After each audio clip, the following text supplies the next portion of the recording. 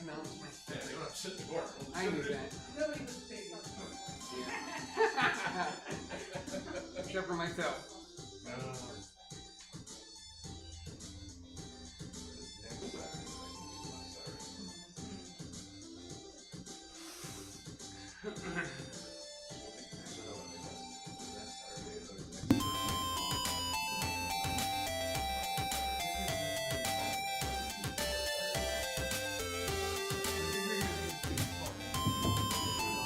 Welcome to the Stab Comedy Theater. It's time for Can't Stand Up Comedy Presents I Won't Stand for This. Please welcome, already on stage, your host, Dan Smith. What is up, Stab Comedy? How you guys doing? Yeah, there you go. God, it's good to be up here again. I'm gonna admit, I missed the last 3 shows. So this is my first time on stage in 4 months. Ooh, yes. It's like losing my stage virginity all over again. So you guys be gentle, okay? All right. Let's see. After 4 months, I need my notes, and now it just went away. Awesome. There we go. I can't read. With my glasses, never. I was gonna say, do you need glasses in there? How about mine? Yeah. There we go. All right. My pronouns are he, him, and Hot Wheels. Yeah. Let's see. You guys like corny jokes? Of course. Good. Then I'm gonna admit. I'm gonna assume you guys are gonna be all ears. Yeah. Hey, who likes tacos? Yes. Everybody likes tacos, right? Yes. Hey, what day of the week is famous for tacos? Tuesday. Tuesdays. Did you know that if you put beans in your tacos, it changes the whole date name? Really? Yeah, it becomes Taco Toots Day. There you go. Why the fuck does my... All right, this is not good. Okay, here we go. I have a birth. I'm in a wheelchair because of a birth defect called spina bifida. Now I have the most severe form of spina bifida. It's called myelomeningocele. And I actually like saying I'm myelomeningocele because it doesn't sound like I have a disability. No, it sounds like I have a ninja seal. And my ninja seal, his name is Milo. That'd be pretty cool, wouldn't it? Which little seals out there kung fu fighting. So, yeah, I was born in a wheelchair. Okay, no, wait, no. I was not born in a wheelchair. Jesus Christ, that would have sucked for my mom. Leaving little tiny tire tracks out her birth canal. Ugh. Let's see. I was coming to the theater. I was outside on Broadway. And I noticed this guy staring at me from across the road. And I looked back at him, and he looked away, and then he looked back at me, and I looked back at him. And he crossed the street over by the stoplight there to my side. And by the time he got over here, we were basically staring at each other. Excuse me. And he gets right next to me, and he stops, and he goes, I was like, what? And he goes, cerebral palsy. I was like, what are you talking about? He goes, that's why you're in a wheelchair, cerebral palsy. And I was like, no, it was cerebral palsy last week. Yeah, I have spina bifida now. Yeah, and he just looks at me confused, and I was like, haven't you heard? Disabilities are just like Pokemon. Yeah, you gotta catch them all. Be careful though. Disabilities are very easy to go back and forth. I said, yeah, you could catch one just by touching me. And he looks all terrified, and I hold out my hand. Hey, I'm Dan. I have never seen somebody run away from me that fast. I was like, yes. Use that one from now on. Go for it. Let's see. Yeah, I got a Pokemon. Anyway, okay. One of my biggest dreams growing up was to compete in the Paralympics someday. Now, I'll admit it, I never got there as an athlete, but I did go as a spectator one time. And I was going to tell you about my favorite sports that I saw while I was there, but I decided that instead of telling you, I'm going to show you, okay? So I'm going to show you my favorite sports that I saw while I was there, and when you know what I'm doing, you just shout it out, okay? So here's the first one. Basketball. That's an easy one. I gave you guys an easy one there. All right, here's the second one. Track. Hurdles. Hurdles! There you go. I'm glad you guys got that one fast, because that fucking hurts.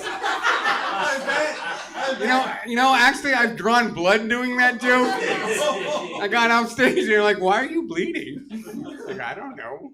All right, here's the third one. Swimming. Swimming is an excellent guess. But no, the answer we're looking for is drowning. Yeah, you can't swim in a wheelchair. They're not buoyant. Come on. Let's see. Being in a wheelchair, it's not so bad some of the time, You can't beat the parking, right? I mean, especially when my picture is in every parking lot. I think that's all of ours, dude. But I am going to tell you, the one biggest frustration for me is people with disabilities. We get made fun of sometimes. We get called some pretty mean things. One of the words that really bothers me is the R word. Agreed. Yeah. We all know what the R word is, right? We do. But I'm just going to say it anyway. Republican.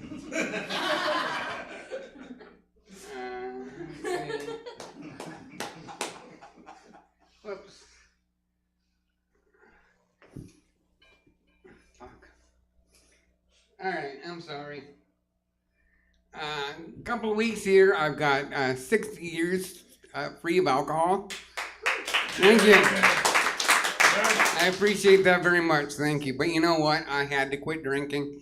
If I had gotten one more DUI in this thing, my wheels were going to get impounded. Yeah. Talk about a pub crawl. But yeah, I've had some hard times with it. I mean, they're all 12-step programs. Yeah. They're all downstairs in church basements. Start off with a concussion, end up bursting into flames from being in church. Let's see. I'm just going to do one more. All right. I'm 2 years divorced now, but that's not so bad, and I'm going to tell you that the best thing about being divorced is I have my own place now. Thank you very much. Yeah. The best part is I never have to live somewhere that looks like Hobby Lobby threw up on it. Yeah, that's great. But when I was married, everybody would ask me, is your wife in a wheelchair too? Yeah, that's like me asking you, hey, so did your spouse also ask really fucking stupid questions? Yeah. No, she was not in a wheelchair. She had a fetish for them. Yeah, so if any of y'all are in a role play, I'm your guy. Yeah, all right, you know what? I'm just going to get off stage and introduce our first comedian. Here's the way this show is going to work. A show called I Won't Stand for This. It's not your normal stand-up show. You can tell that already, right? Yeah. So I'm going to leave the stage and go over to my MC mic over there and call the first comedian up. And when they come up, this is the first time in 3 years that we have 2 wheelchairs. I have my chair, and the comics have their own chair. I'm not going to let them use this chair because I was tired of comedians leaving their butt print in the seat. Yeah, so they're going to use their own chair. It's my old chair. It's a pink chair. So I'm sad that I'm not going to be pretty in pink anymore, but they will be at least. So let's get this show rolling, and I hope you guys have a great time, and you won't see me again, but you will hear my voice. So it's like the voice of God, right? All right, have fun, you guys.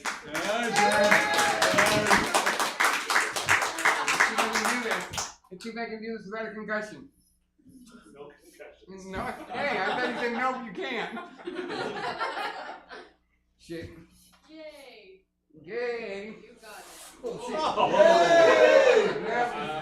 That was pretty good. That was scary. Alright, who is the first one? I knew that. Okay.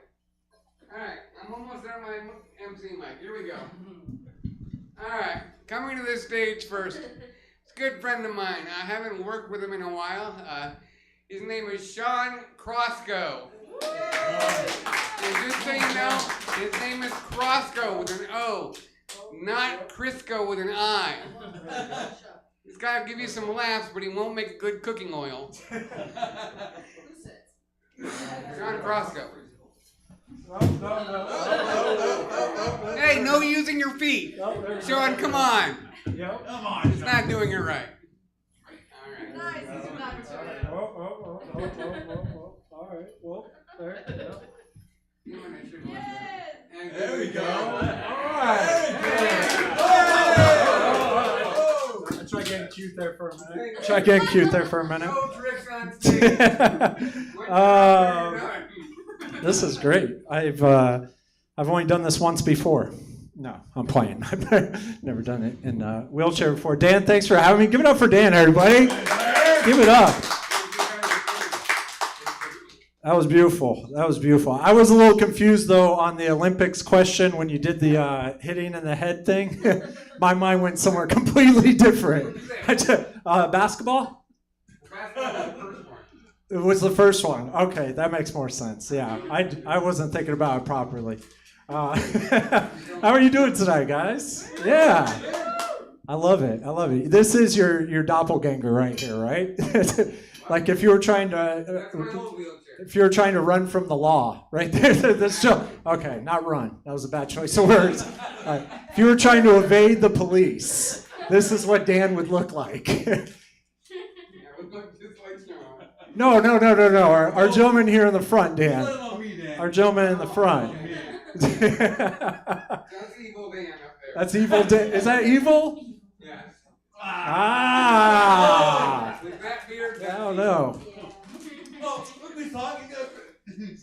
His is a little more maintained, so that's it. It's the respectability issue there. Okay. He looks pretty Okay, good. that's I know, he Cowboy does. Dan then. Yeah. Cowboy Dan. All right. We'll keep respect off the table. We'll just go Cowboy Dan. Cowboy is not a compliment. Amen. Hey, I look like a cowboy of sorts too. I look like live action Woody from Toy Story. That's right.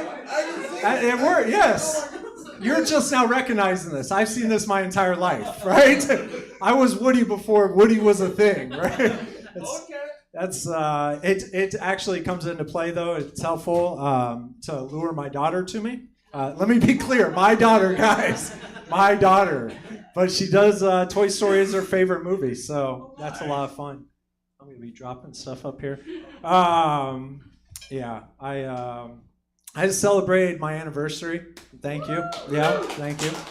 6 years. That's it's not easy. Marriage is not easy. That is, it's not easy. I wouldn't know. My wife takes vacations without me, so that's a good sign of a marriage. That's strong. That's strong.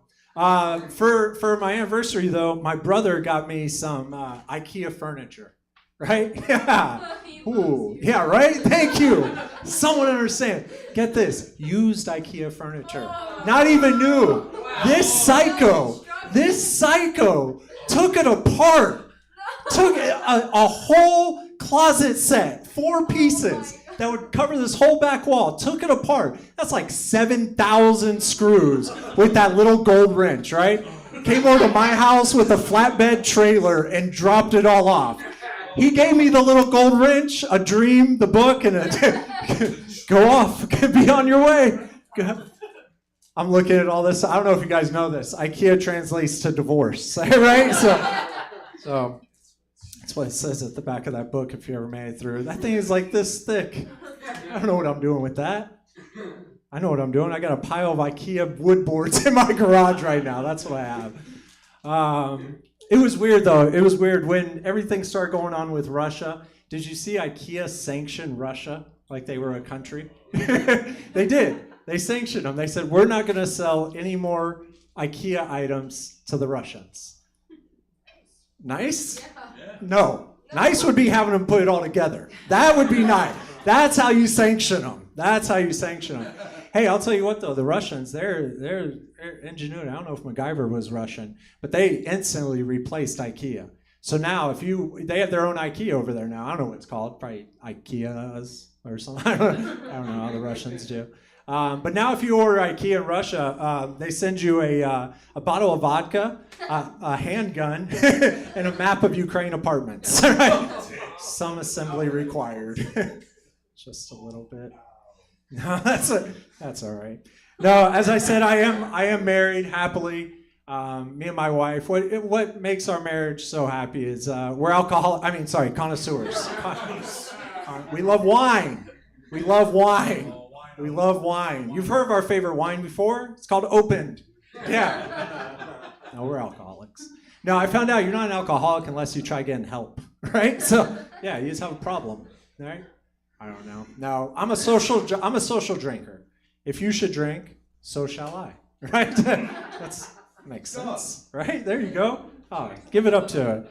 No, if I have one sip, next thing you know, my wife's picking me up in Reno next week, and my marriage can't handle that again. I'll just be honest with you guys, it will not come back from that. No, I love my wife. We had a pregnancy scare. Yeah. Yeah. Now we have a 2.5-year-old. Hey, well, good. There you go. Hi-yo. No, I love my daughter. Little baby girl. Thank you. Little soul. She loves to say, "Daddy tells the ha-has." She's my biggest fan. But no, her name is Soul. Most people assume that's because my wife is Hispanic. She's Mexican. So they assume that's for the Spanish word for son. And wrong. We actually used a different method. We used what we were drunk off when we conceived her, right? Hey, there you go. Soul beer, if you're not familiar with it. It's cheap. It was cheap that night. It's cheap. Hey, think about it. That could have had some much worse results, that method, right? Could have been a little Merlot. A little Merlot? No. A little Jägermeister. Jewish grandmother wouldn't have liked that one. Done roll off the tongue. Jack, that would have been nice. Crystal. Ah. Yeah. Either way. Now, if you think that was for some fancy champagne, thank you guys. That's really kind of you to think that highly of me. That's nice of you. Yeah, that was a meth joke. There you go. No, I love having my daughter with me. I take her everywhere with me. I take her to the bar sometimes, right? Because I perform in a lot of bars. I don't take her drinking with me. She's a terrible drinking partner. I'll be honest with you. She can't handle her liquor. She has to be home early, right? Terrible taste in music.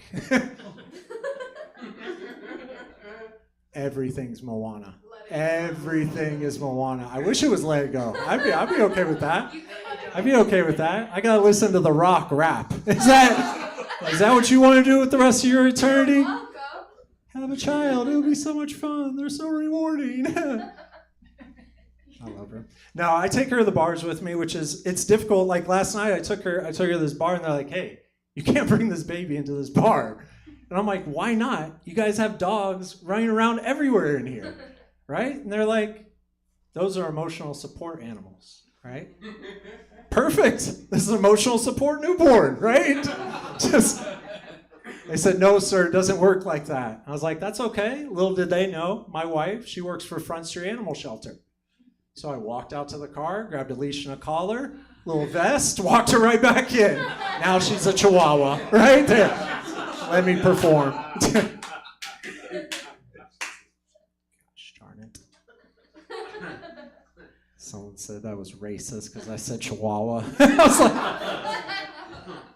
I would say that. I just got back. I stepped away. My wife is still there with my child. My father-in-law's or grandfather-in-law's birthday party. 135 Mexican people and me, right? Just right there, sticking out. And my daughter, she's half, right? Little half pock. That's why all eyes on her. No, she's fun. They're having fun there. It was so funny because they do the happy birthday song, and it dawned on me right before we were about to sing, everyone was gathering around. I was like, oh, everyone speaks Spanish here. They're definitely not going to sing happy birthday traditionally, right? And I was right. Like they started off in a more traditional Mexican version of it, Spanish version of it. And but at the end, they all slide it in, which is hilarious because it's all very thick accents. Very, very thick accents. And I don't know. I enjoyed that. I work at a restaurant, and so I get to see birthday parties all the time. And every culture has their own versions of it, and it's so much fun to watch. And now, not everyone does it every time, so it's rewarding in my line of work, I would say. But my daughter, taking her to the bar, taught me some things. Not to do that. That's what Mom told me. But I still find a way. I was thinking that Dan was going to be testing us after this show with all the verbiage on his condition there. I tried learning it. Condition is not one of them. That was not it. The spinal spina bifida. You're cheating. You can't be my answer. Is that it? My brother has a bone disease. His was called malacto imperfecto. Yeah, so he broke bone. Yeah, I wish I did. He's broken over 175 bones in his lifetime. Yeah, he would break them at every instant, and we'd be walking, he would slip and fall and snap his leg. And yeah, it was a lot of fun. I always beat him up. Right? Older brother, what? But the thing is, you grow out of it, right? I didn't know that part as a kid. I thought I was going to rule the world forever. And my brother, being the person he was very driven. So he became just massively strong and buff, right? And he just pummeled me for decades, right? Pummeled me. And it's sad. But I'm going to get him here in another 20 years. So I just got to wait for the bell curve to come back down. I've been sad recently. I miss the Olympics. It seemed like when the Olympics were on, it was a simpler time, right? Right? You could support America. You could be patriotic, right?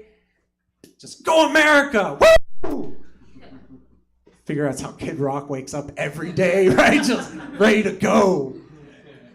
I don't know. I learned a lot watching the Olympics, which is interesting. I learned Italian women can't take a punch. Hey,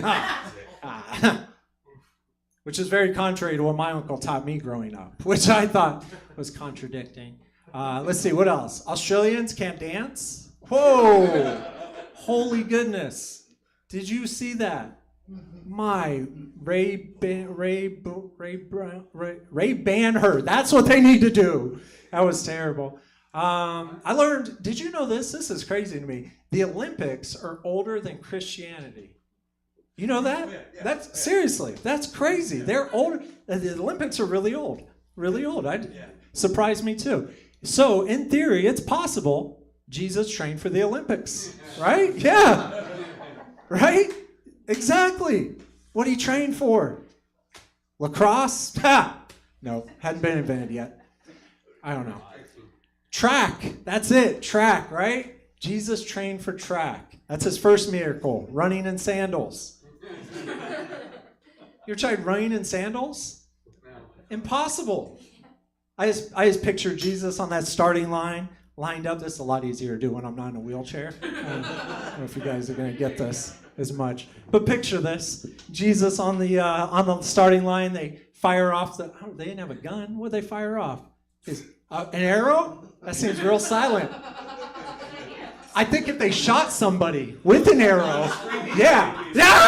Okay, yeah, there it is. We're done. We figured this is how history works, guys. We're all learning. And so Jesus takes off, takes like 2 steps, right? Stubs his toe like we all do in sandals. Looks up, Dad, damn it!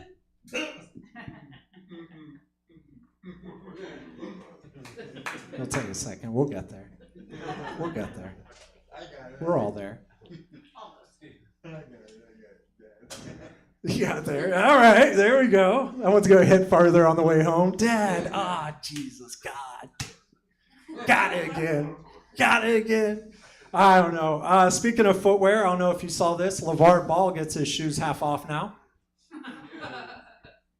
LeVar Ball, you may not know who that is. He is famous for having 3 sons that played in the NBA and also creating a shoe company. He made these overpriced, god-ugly shoes that were terrible and probably cost one of his sons his career, but that's another subject for another day. So what happens is he lost a foot. He lost a foot. Yeah, isn't that ironic? That's ironic, right? Yeah, he got amputated. Actually, I read a couple days ago they actually went up to just below the knee. Yeah. He's got the right? Yeah, that's it. Hey, I'm thinking that's ironic. He made shoes, right? And then he loses the foot. Good thing he didn't make condoms. That's it. Whoa. God. Could you imagine? Hey, but don't feel bad for LeVar. LeVar has got a new line of shoe coming out. It's called the one shoe, because he always got one thing. There you go, Dan. Dan's picking it up. You guys are getting there. They're called the Eileens.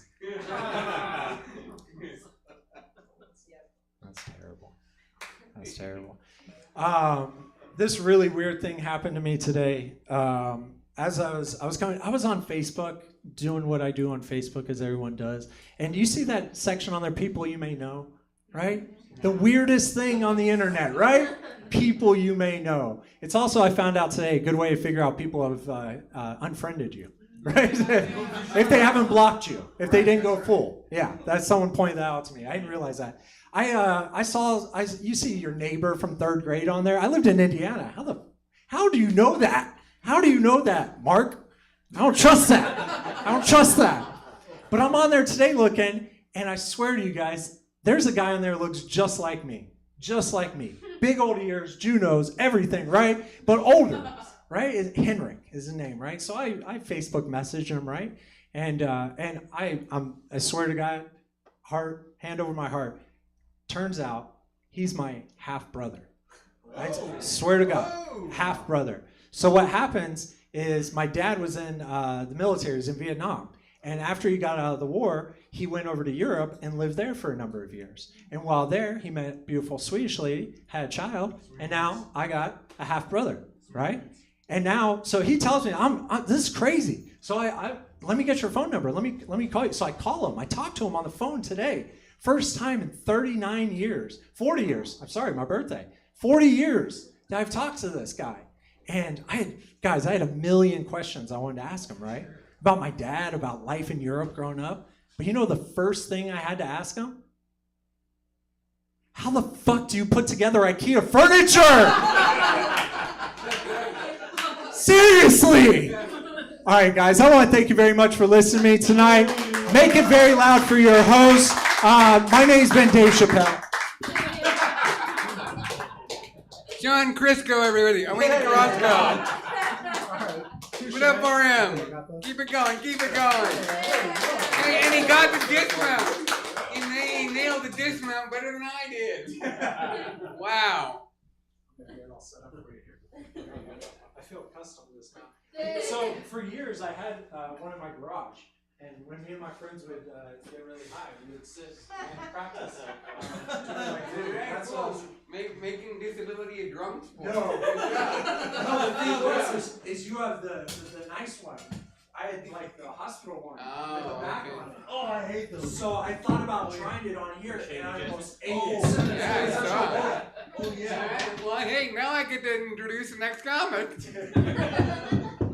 Please give it up for a great comic and my good friend, Buddy Dean. Buddy, why did you look at me like I was...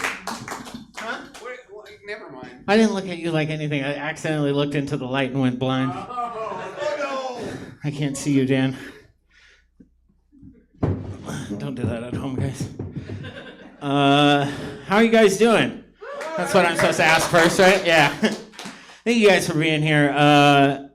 Thank you, Jesse, for bringing me up here because my right shoulder here is made out of silly string, so it was not going to get up here on my own, so I really appreciate Jesse, you guys. Anyways, who's first time at Stab tonight? Oh my God, good job, guys, good job. Should not be your last, I'll tell you. There is plenty of shows all the time here. Check out the website. Usually there's a bunch of shows every night. Like there's a bunch of shows coming after this. And if you guys are having a fun time, maybe you guys stay for that, you know? It's going to be a fun time.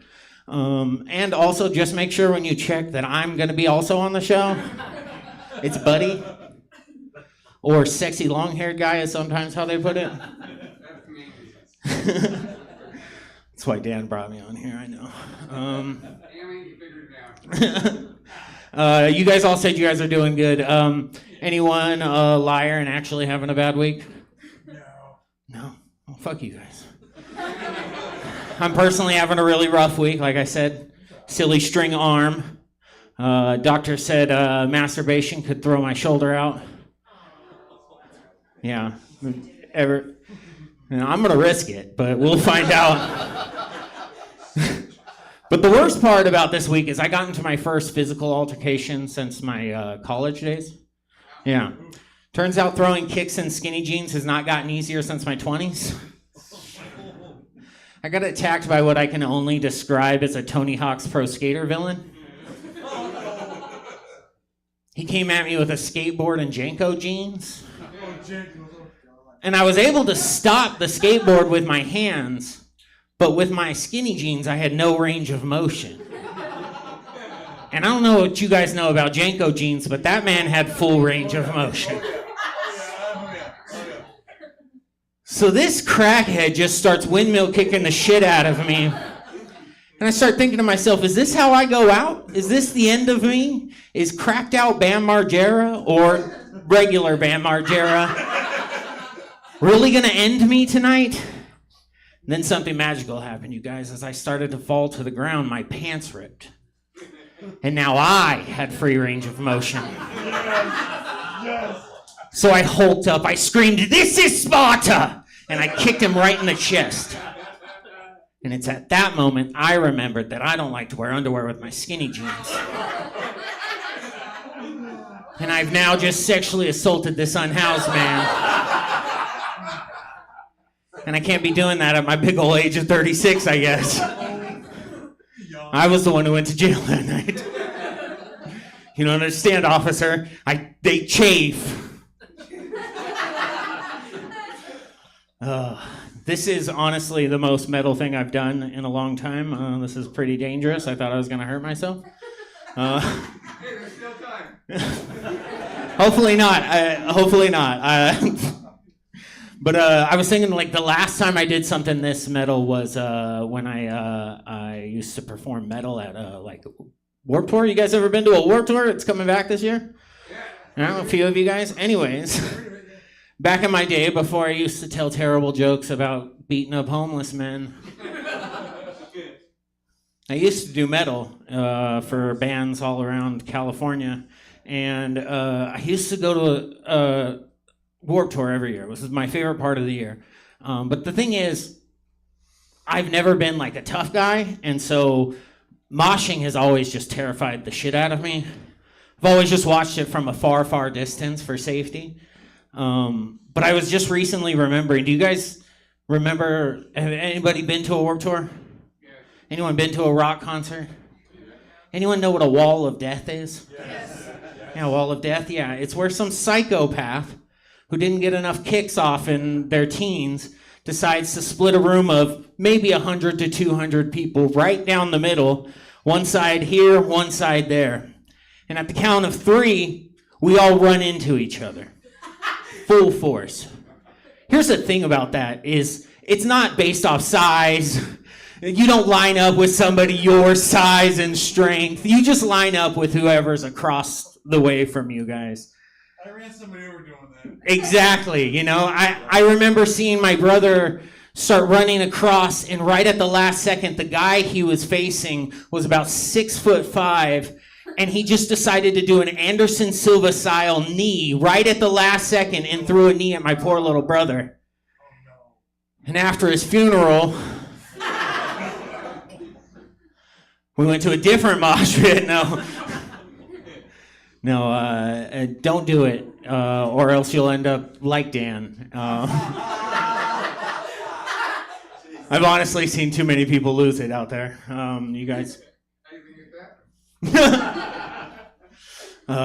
Anyways, I used to sell weed, you guys. No, you guys.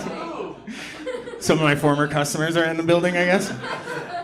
You guys knew that before I said anything, but recently had to stop because one of my customers died of an overdose. It wasn't the weed. It wasn't the weed. He was also into fentanyl. But I did feel bad because the last time I sold him weed, I told him, man, this shit's gonna put you in the dirt. And now he's there. The final high, you know what I mean? I recently also came to the conclusion that I actually might smoke too much weed. Anyone here partake? Yeah, a few people. I came to this conclusion because the other day I was sitting on my porch, beautiful rainy morning, and I'm smoking my morning bowl on my porch, looking at my driveway and the beautiful scenery around Sacramento. And I get a call on my phone. It says Sacramento PD. First thing I thought wasn't about my safety or anybody else's. I was just really pissed that they were ruining my buzz. But then I pick up the phone and I'm like, hello? And they're like, Mr. Welcher, which is my legal last name, don't tell anyone. They're like, Mr. Welcher, good news, bad news. Bad news is your car was stolen last night. Good news is we have recovered it and you can come pick it up. Which is great. Heroic story. I get my car back. Wonderful.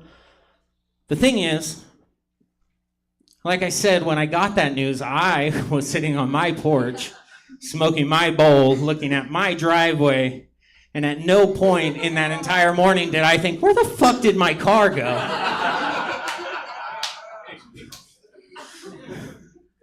Maybe I need to take just a small tolerance break, as the kids call it. I was raised by my grandparents. Anybody else? Anybody? Okay, you guys had cool parents? Good for you, whatever. Oh, my parents lived together and loved each other, whatever. Mine were crackheads. But like I said, I was raised by my grandparents. But the problem was I came along like just a year after they had gotten rid of their last child. So they had only been childless for a year when my big-headed ass came through. And that was not enough time, I realized, because they had just started partying. When I first got to my grandparents, they had literally just began their fun adventure with cocaine. And honestly, for the times, it was a really good life. I didn't know until much later. And they raised me well. I mean, I'm here today. You guys like me, so that's good, But it was a little bit of a growing period, Like at the beginning, my first babysitter was also my grandparents' dealer. He was a Latino little person who was also a cowboy and gay. But I just knew him as T.O. Shorty. And honestly, they were just way too put together for cokeheads, I'll be honest. Like, for my grandpa, his whole thing was he would work 100 hours roofing houses all week. And then he would come home Friday, pound an 18-pack of Coors Light, do a little coke, and then the next morning I would wake up and the lawn would have been done, the house would have been clean, and my grandpa is frying chorizo at 5 a.m. For my grandma, it was a little more nerdy. She liked to do work all week, and then she would come home on Friday and she would do a little cocaine. And then she would spend the next 36 hours on her Windows 95 computer playing Gundam video games. Or reading whatever 5 books the library had that week, you know what I mean? But one day in the middle of 1997, my grandparents just quit and never looked back. And years and years later, when I became older and I was a curious young man, I asked my grandma, I was like, why did you guys quit? And my grandma said it was because one time in 1997, they had decided to give up cocaine for Lent, just to try it. And they had gotten the best sleep of their entire lives, and were like, we shouldn't go back. That's discipline, you guys. That's discipline. To just be able to give up cocaine because, good night's sleep. I can't give up sugar even though doctor keeps saying diabetes or give up sugar. I'm like, I know cool diabetics. All right, guys, I'm going to get out of here pretty soon, but the last thing I want to tell you is when I was a child, I was held hostage. And I didn't realize it until just a year ago when I was in therapy and I was talking to a therapist. It was when I was 6 years old, and I was with my little brother. He was about 3 or whatever.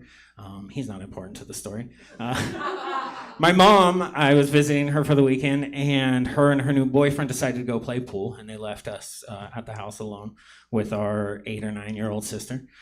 She stole their beer and went to the river with her friends. So 6-year-old me was in charge, and I was doing pretty good. We were playing Mortal Kombat when our next door neighbor bursts in our door with his gun, Bones. To be honest, I don't know if any of you had crackhead parents. Bones busting in with his gun was a very normal thing. He liked guns, and he was very loud about it. Bones busts in with his gun, and he just starts screaming at us. I'm like, Bones, I'm trying to beat Shao Kahn. Can we not? And he just sat there for hours. And every so often, he would go out and he'd be yelling at somebody in the parking lot. But to me, it never once mattered. And eventually, the cops got Bones out of there, and he released us. And the cops just handed us back to my mom. No consequences. My sister didn't even get in trouble for leaving us and drinking their beer. Actually, the only person who was in trouble was me for not calling the cops earlier and letting Bones eat our food, is what I was told. Anyways, you guys have been wonderful. I've told you all my sad stories. I love you guys. I'm going to try to get out of here safely with Jesse's help. Buddy D! Can he stick the landing? Can he stick the landing? Yeah! Hell yeah, Buddy D! Alright, you guys, we got one more comedian tonight. No. No? Okay, that's our show. Come on. No. Come on. Okay. Please give a warm welcome to my good friend and hilarious comedian, Jess Roberts! Yeah! You got this. I'm already up here. That's all I needed. Attacked by the microphone. It's okay. How y'all doing? Yeah, you guys seem to be in a laughing mood tonight, so you can laugh at my pain. Whee! Holy shit. No. If that was the case, I'd be strong as fuck. I got a fur. Oh no. All right, so I have ADHD. I need to use notes. We're all talking about differently abled. My brain's differently abled. Try and have a conversation with someone with ADHD. It's like having a conversation with an Etch-a-Sketch in a fucking earthquake. So, I'm just telling you. Yeah, let's give it up for all the comics you heard tonight. And my best good friend over there, Mr. Dan Smith. I know him so well, I fixed his garbage disposal. Yeah, that's right. Butchy and handy. It's all good. It's all good. You know, recently, Jesus, doesn't happen often, sorry. Anyway, you know, recently there's been a lot of weird shit in the news in the last year, and I'm not talking the fucking election either. You heard a little bit of it earlier with the dancing Australian broad, Ray Gunn. She looks like a yard narc. Like, does anybody else notice that? She just needed a fucking whistle. She was probably doing like in-school suspension. I can talk. In school suspension or detention, and dusted off some old VHS like Breaking for Jesus, and she's like, "Let's do it!" Fucking, she went in there with the confidence of Malibu's Most Wanted and left there the biggest fucking loser. They literally got rid of it after this year, and they've got power walking. Right? They got fucking power walking, and they got rid of that, all because of probably her. You know? How fucked up is that? I actually X'd, whatever the fuck it's called, talking about how she was pulling a Malibu's Most Wanted, whatever, and Jamie Kennedy, of all people's like, why are we out here catching strays? Because I kind of, yeah. catching strays means why you throwing, punches or whatever. And then he's like, are you a comedian? I'm like, probably not anymore. It's not the first time I've had beef online. I fought Corey Feldman, but that guy's a cunt, so fuck him. Yeah, I say those words. Get used to them. So I recently turned 40. Yeah. Huh? I'll be 46 on Wednesday. No shit. Fuck yeah. Say happy birthday to this guy, everyone. Happy birthday! Early. But no, I turned 40, and something I haven't done in the last 6 years, I started doing again. I started having sex again. Oh my God, 40 is amazing. It really fucking is. But here's my problem. He's too big. I've never had that fucking problem before. Like, okay, I know what a turducken feels like now. You know what I'm saying? Like, it's fucked up, but beautiful at the same time. It's kind of like a little friends with benefit thing. It works with me, I've nicknamed him General Mills. Yep, because he gives me little honey nuts and Cheerios. Thank you, Ed. I knew somebody would get my pun. I call myself Rice Krispies because if you get me a little bit wet, I crack all over the place. It's weird. But I have a little bit of like tidbits for you guys if you're going to start dating again. And it's just a little feel, guys. Just a couple of them that I've thought of. I think I'm going to add more to it. Number 1, clip your fucking nails. She knows why.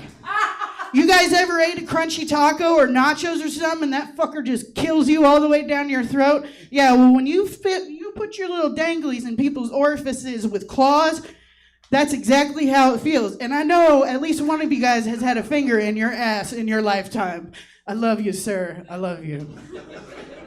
But, it's just one of those things, because it's just, it's not. And also, clean your bits and pits, all right? Clean your bits and pits, all right?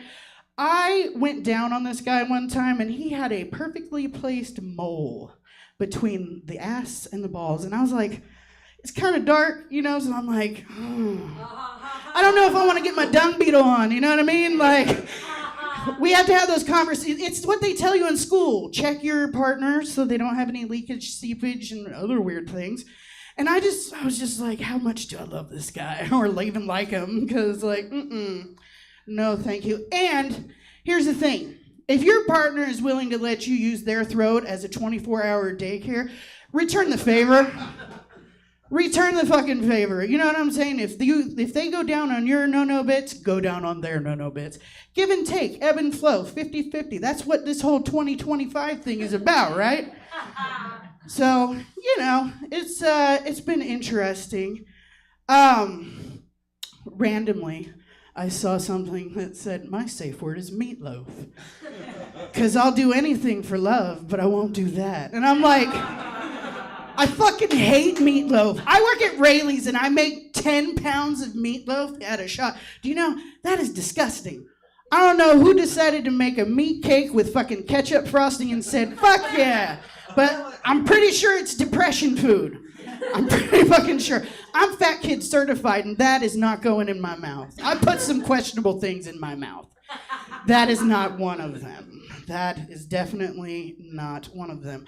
We keep seeing all these like remakes. Everyone's trying to do remakes and stuff. And they're all pulling shit from the 90s, even though it wasn't that good. Fuck yourself. But here's the thing, like, what if they redid Captain Planet? Like, what's that gonna be? A dude with green hair crying in the corner? Because, like, it hasn't gotten better. Especially now. Like, you know what I'm saying? Goonies are actually gonna move away because, property taxes and, the cost of living is pretty high where they filmed, Maybe moving out is not so bad. Goonies actually do say die. I don't know. As I wear my Goonies shirt, you know what I'm saying? Yeah, I don't know. But, like, it's really weird because, like, the 90s and shit like that, like, all these people that have all these services and shit now, it's awesome, it's amazing. But in the 90s, we had Ritalin. That's what they fucking gave you. They gave you Ritalin. And you know what it did to me? Nothing. Until I stopped taking it. And then I realized, oh, fuck. Might have to do a little explaining. Because, I used to live in foster care. It's really weird when you wake up your foster parents at 3 o'clock in the morning singing show tunes with a lampshade on your head. They created a whole entire generation of people that do fucking interpretive dance at 3 o'clock in the morning at your AM PM. I'm just saying, they made meth heads. And you're probably gonna think I've done meth over this next joke, but don't get ahead of yourself. I spent 10 grand last year getting dentures. 10 fucking grand. Not one of it was due to meth. It was due to children. That's a side effect you can get from pregnancy. Losing your fucking teeth. And then, with the lovely healthcare system that we have, they won't actually fix your teeth. They're like, well, we'll pull all of them. You'll just have this one and this one. I said, fuck it. Pull the rest of them. I'm not out here trying to look like Joe Bob. I'm good. I already know I kind of look like poor white trash, but it's all good. But here's the thing. I now know and understand why people have OnlyFans. Because in America, if your teeth are hurting, you got to film yourself squirting. You know what I'm saying? I don't make the rules. I don't make the fucking rules. It's really, really weird.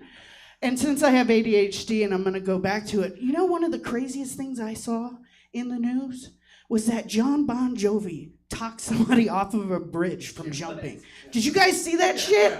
Just imagine you're like, fuck this job and fuck these kids and fuck that guy and fuck this. I'm just going to jump. And you just look, oh, is that John Bon Jovi? Like he's just walking up like a composed like interventionalist and he's like, oh, we're halfway there. Come on, get down from there. And it was just so crazy. And then like the cops tried to come and like as a true rocker, he's like, go fuck yourselves. Like, so I hope the person got the help that they need because, we need a lot of beautiful people in this world.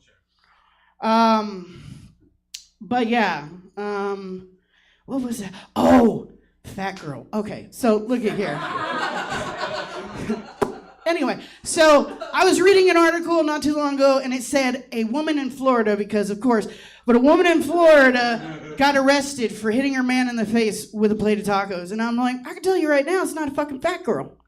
We're not gonna throw our food. She's back there like, And I'm not calling you a fat girl, because we're all fluffy on the inside. But look at it. I knew it wasn't, and I went and looked, and she looked like that lady from The Emperor's New Groove, like, like, you know what I'm saying? Like her eyes were sunken, her hair was black, and all that other stuff, and she just looked like somebody from Stockton. You know what I'm saying? And it was crazy. But I'm gonna tell you right now, when COVID like happened and all that, and they're like, you could lose your sense of taste, and I was like, no, that's fat girl blue balls right there. That is fucking fat girl blue balls right there. And it's not okay. It's not okay. On another side note, do you guys know what blue balls for women is called? Anybody? Blue bean. Blue bean. That sounds like Baja Blast burrito. You know what I'm saying? Nobody wants that. Nobody fucking wants that. And apparently, if you think of someone and you're really like about them, it gets a pulse. Didn't know that. I didn't know that. Because apparently I have been like unloved, untouched, and everything for 6 fucking years. Okay, but I have 3 kids, so dating is really hard. Because you see it in the movies all the time. That bitch got 3 kids. You don't want none of that. It's always the same shit. Oh, she has kids. You don't want none of that shit. And it's like, but maybe you do. Because like, see, thank you. I've been single for 10 years. I'm like, okay. I'm 20. Okay. Well, we don't have to. Hey.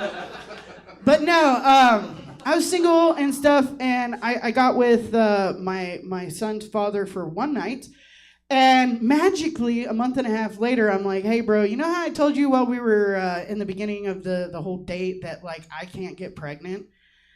Surprise! Yeah, so needless to say, my son is a beautiful flower called a whoopsie-daisy.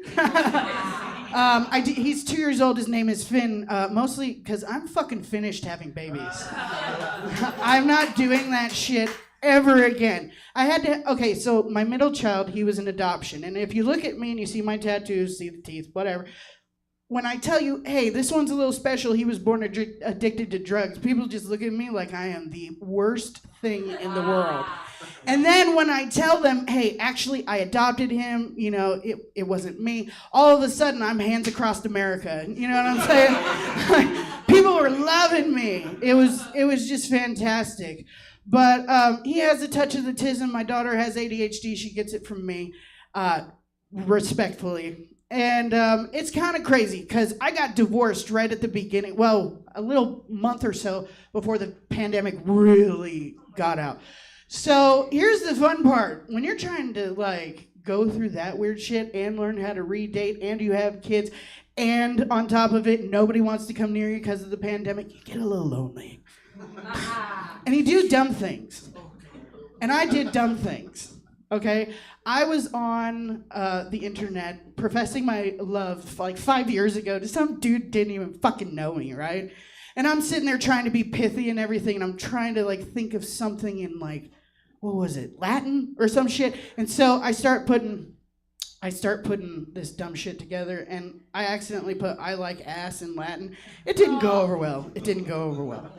But my ex-husband, he's on wife number 4 now, but before that, they were getting engaged, and my daughter was at gymnastics practice.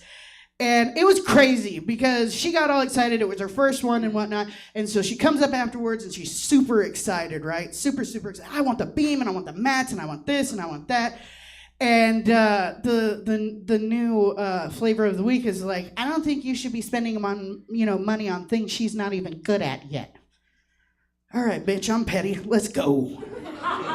So we wait. I wait. I don't know why I said we. There's a few of us in here. Anyway. So we wait till it's her 10th birthday party. She's doing her thing and whatnot. And we're outside and we're putting the presents in the car, you know. And the kids are still in there because it's like kid casino training. But we get outside and she's like, oh, I bought a dress and it was $1,800 and I gotta have it let out. No shit, roly poly. and you know, she just is going on, oh, we spent $2,400 flying my parents out and we're doing this and we're doing that, and she's just giving me the whole fucking rundown, right? And I just look over at her and I go, I don't know why you're spending money on shit he's not even good at yet. All right, everybody, thank you so much for coming out tonight. I hope you have a good night. I'm not coming down. Nope. I'm not coming down. No, I'm not. I'm gonna sit right fucking here. No, I do not want to fall. Okay, fine. Come on, you can do it. Come on. Give her a hand. Come on, give her love. Give her love. Give her love. Come on. We're gonna share races. There you go. Everybody, that's our show for tonight. One last thing. I want you to give a big hand to Jesse Jones. Yes, the man who runs this place. You guys have been great. Thank you so much for coming. Have a great night. If you don't know me, say hi on your way out. I'd love to meet you. Good night. All right, everybody, that is our first show, but we've got 2 more tonight if you want to stick around. See me up front, I'll take care of you. Otherwise, I got to get stuff ready for STFU. lolgbt plus presents STFU. Coming up basically as quickly as we can turn things around. Hope to see you again. Check out stabcomedytheater.com for our full calendar of events. We're live in person Thursdays or Sundays, and we stream everything we do. Get home safe, everyone. Hides the face, lies the snake, and the sun in my disgrace. Boiling heat, summer stench, neath the black sky looks there. Call my name through the crane, and I'll hear you scream again. Black hole sun, won't you come and wash away the rain? Black hole sun, won't you come? Won't you come? Won't you come? Slide the rain, cold and damp, steal the warmth with tired spread. Times are gone.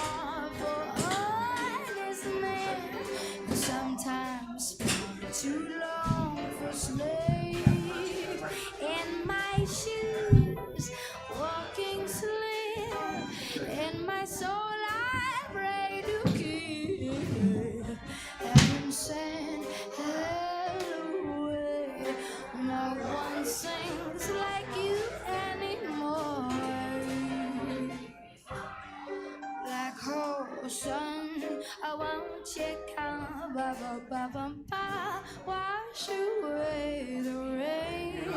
Black hole sun, won't you come? Won't you come?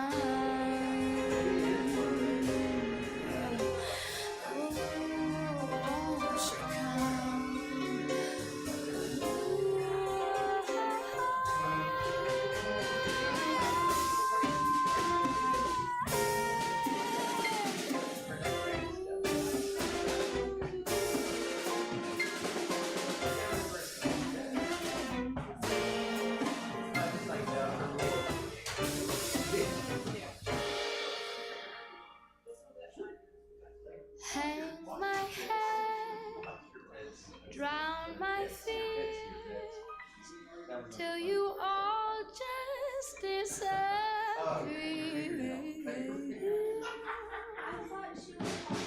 Black hole sun, won't you come and wash away the rain? Black hole sun, won't you come? Won't you come? Black hole sun, won't you come and wash away the rain? Black hole sun, won't you come? Won't you come? Black hole sun, black hole sun, won't you come? Black hole sun, black hole sun, won't you come? Black hole sun, black hole sun, won't you come?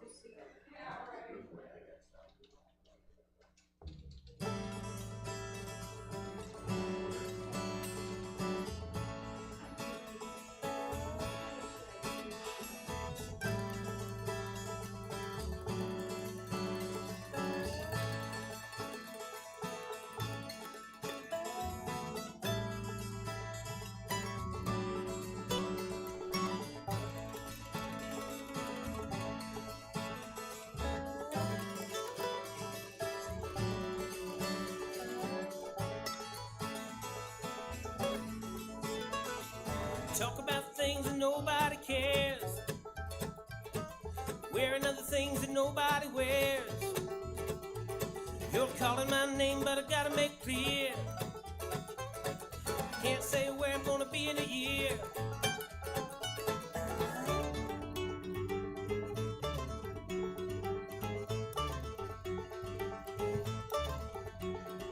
Some sweet hog mama with a face like a jet said, "My get up and go, Mr. Got up and went." You got good news, but you're a real good liar, 'cause your backstage lover set your pants on fire. Yes, it did.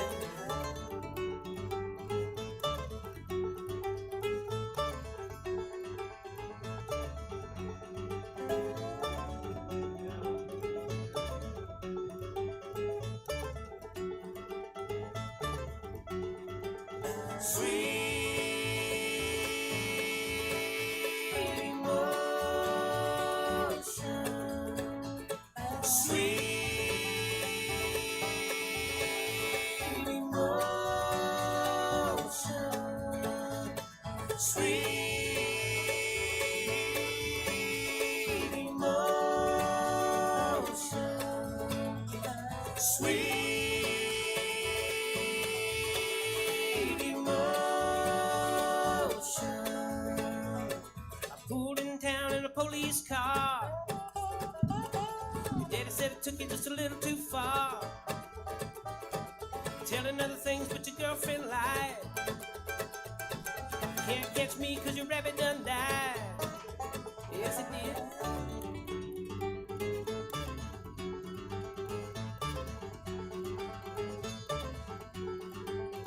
standing in front just shaking your act. Take you backstage, you can drink from my glass. Talk about something you can sure understand. Cause a month on the road and I'll be eating from your hand.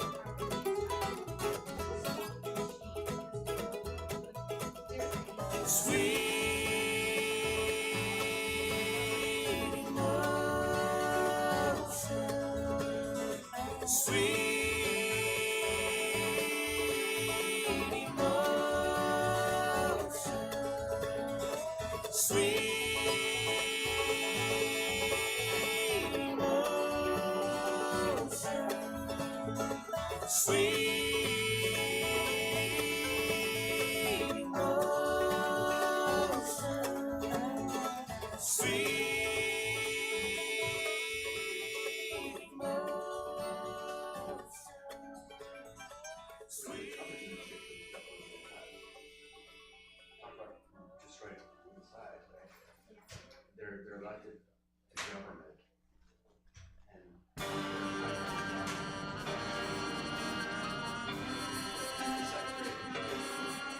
Howdy, howdy, howdy, ho.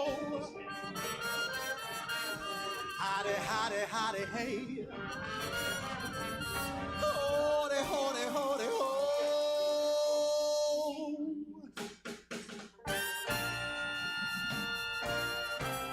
All right. Listen, girl, I'm not like all these other fellas. It's close to midnight.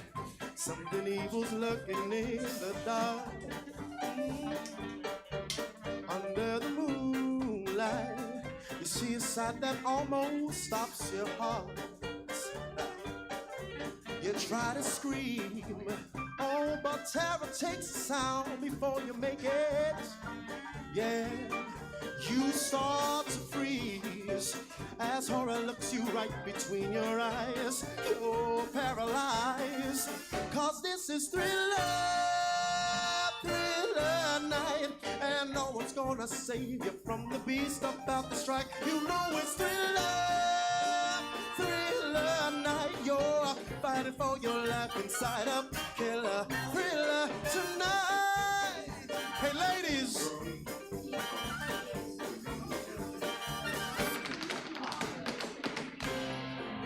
you hear the door slam and realize there's nowhere left to run. Oh, you feel the cold hand and wonder if you'll ever see the sun. You close your eyes and hope that this is just imagination, girl. But all the while, you hear a creature creeping up behind. Oh, you're out of time. Oh, this is Thriller night, and there ain't no second chance against a thing with 40 eyes. This is Thriller night. You're fighting for your life inside a killer thriller tonight. Oh, night creatures call, and the dead start to dance in their masquerade. Oh, there's no escaping the jaws of the alien this time. Open wide, it's the end of your life. Welcome to Stab Comedy Theater. It's time for LLGBT Plus presents STFU. Please welcome to stage your host, David Shapiro.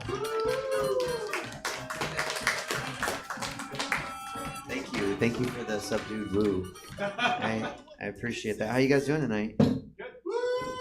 Thank you for the louder woo. I appreciate that too. How are you guys on this side doing? It's funny how sides in this room always work. It's like a lot of people and then like two. Oh, that's good. That's good. It's a side taking time. Yeah, but so this doesn't become a TED Talk lecture. My name's David Shapiro. When my family moved here, it was a time of anti-immigration, so we had to change the spelling of our last name. See, now we do it like the white way with an S, but we used to do it the traditional Jewish way with the $sign. Okay. I see you don't take sides. You didn't laugh at that at all. I don't know what to make of that. You could be anti-Semitic or you could be very pro, don't make fun of Jews. I don't know either. I'll keep going. We'll find out. My email address is luckyjew22@yahoo.com. Yeah, and like, I used to be embarrassed about the Lucky Jew 22, but now I'm just embarrassed about the @yahoo.com part. So, my ex-wife made fun of me, and she said, "You're the only person under 70 who has a Yahoo address." And I said, "I'm the only person under 70 you're paying spousal support also." So I think I'm fine with that. Like, it works out, you know. I'm not hurt by it. She does pay me spousal support. It was a whole thing, but she look. Here's the thing. I'm gonna talk really spicy about her.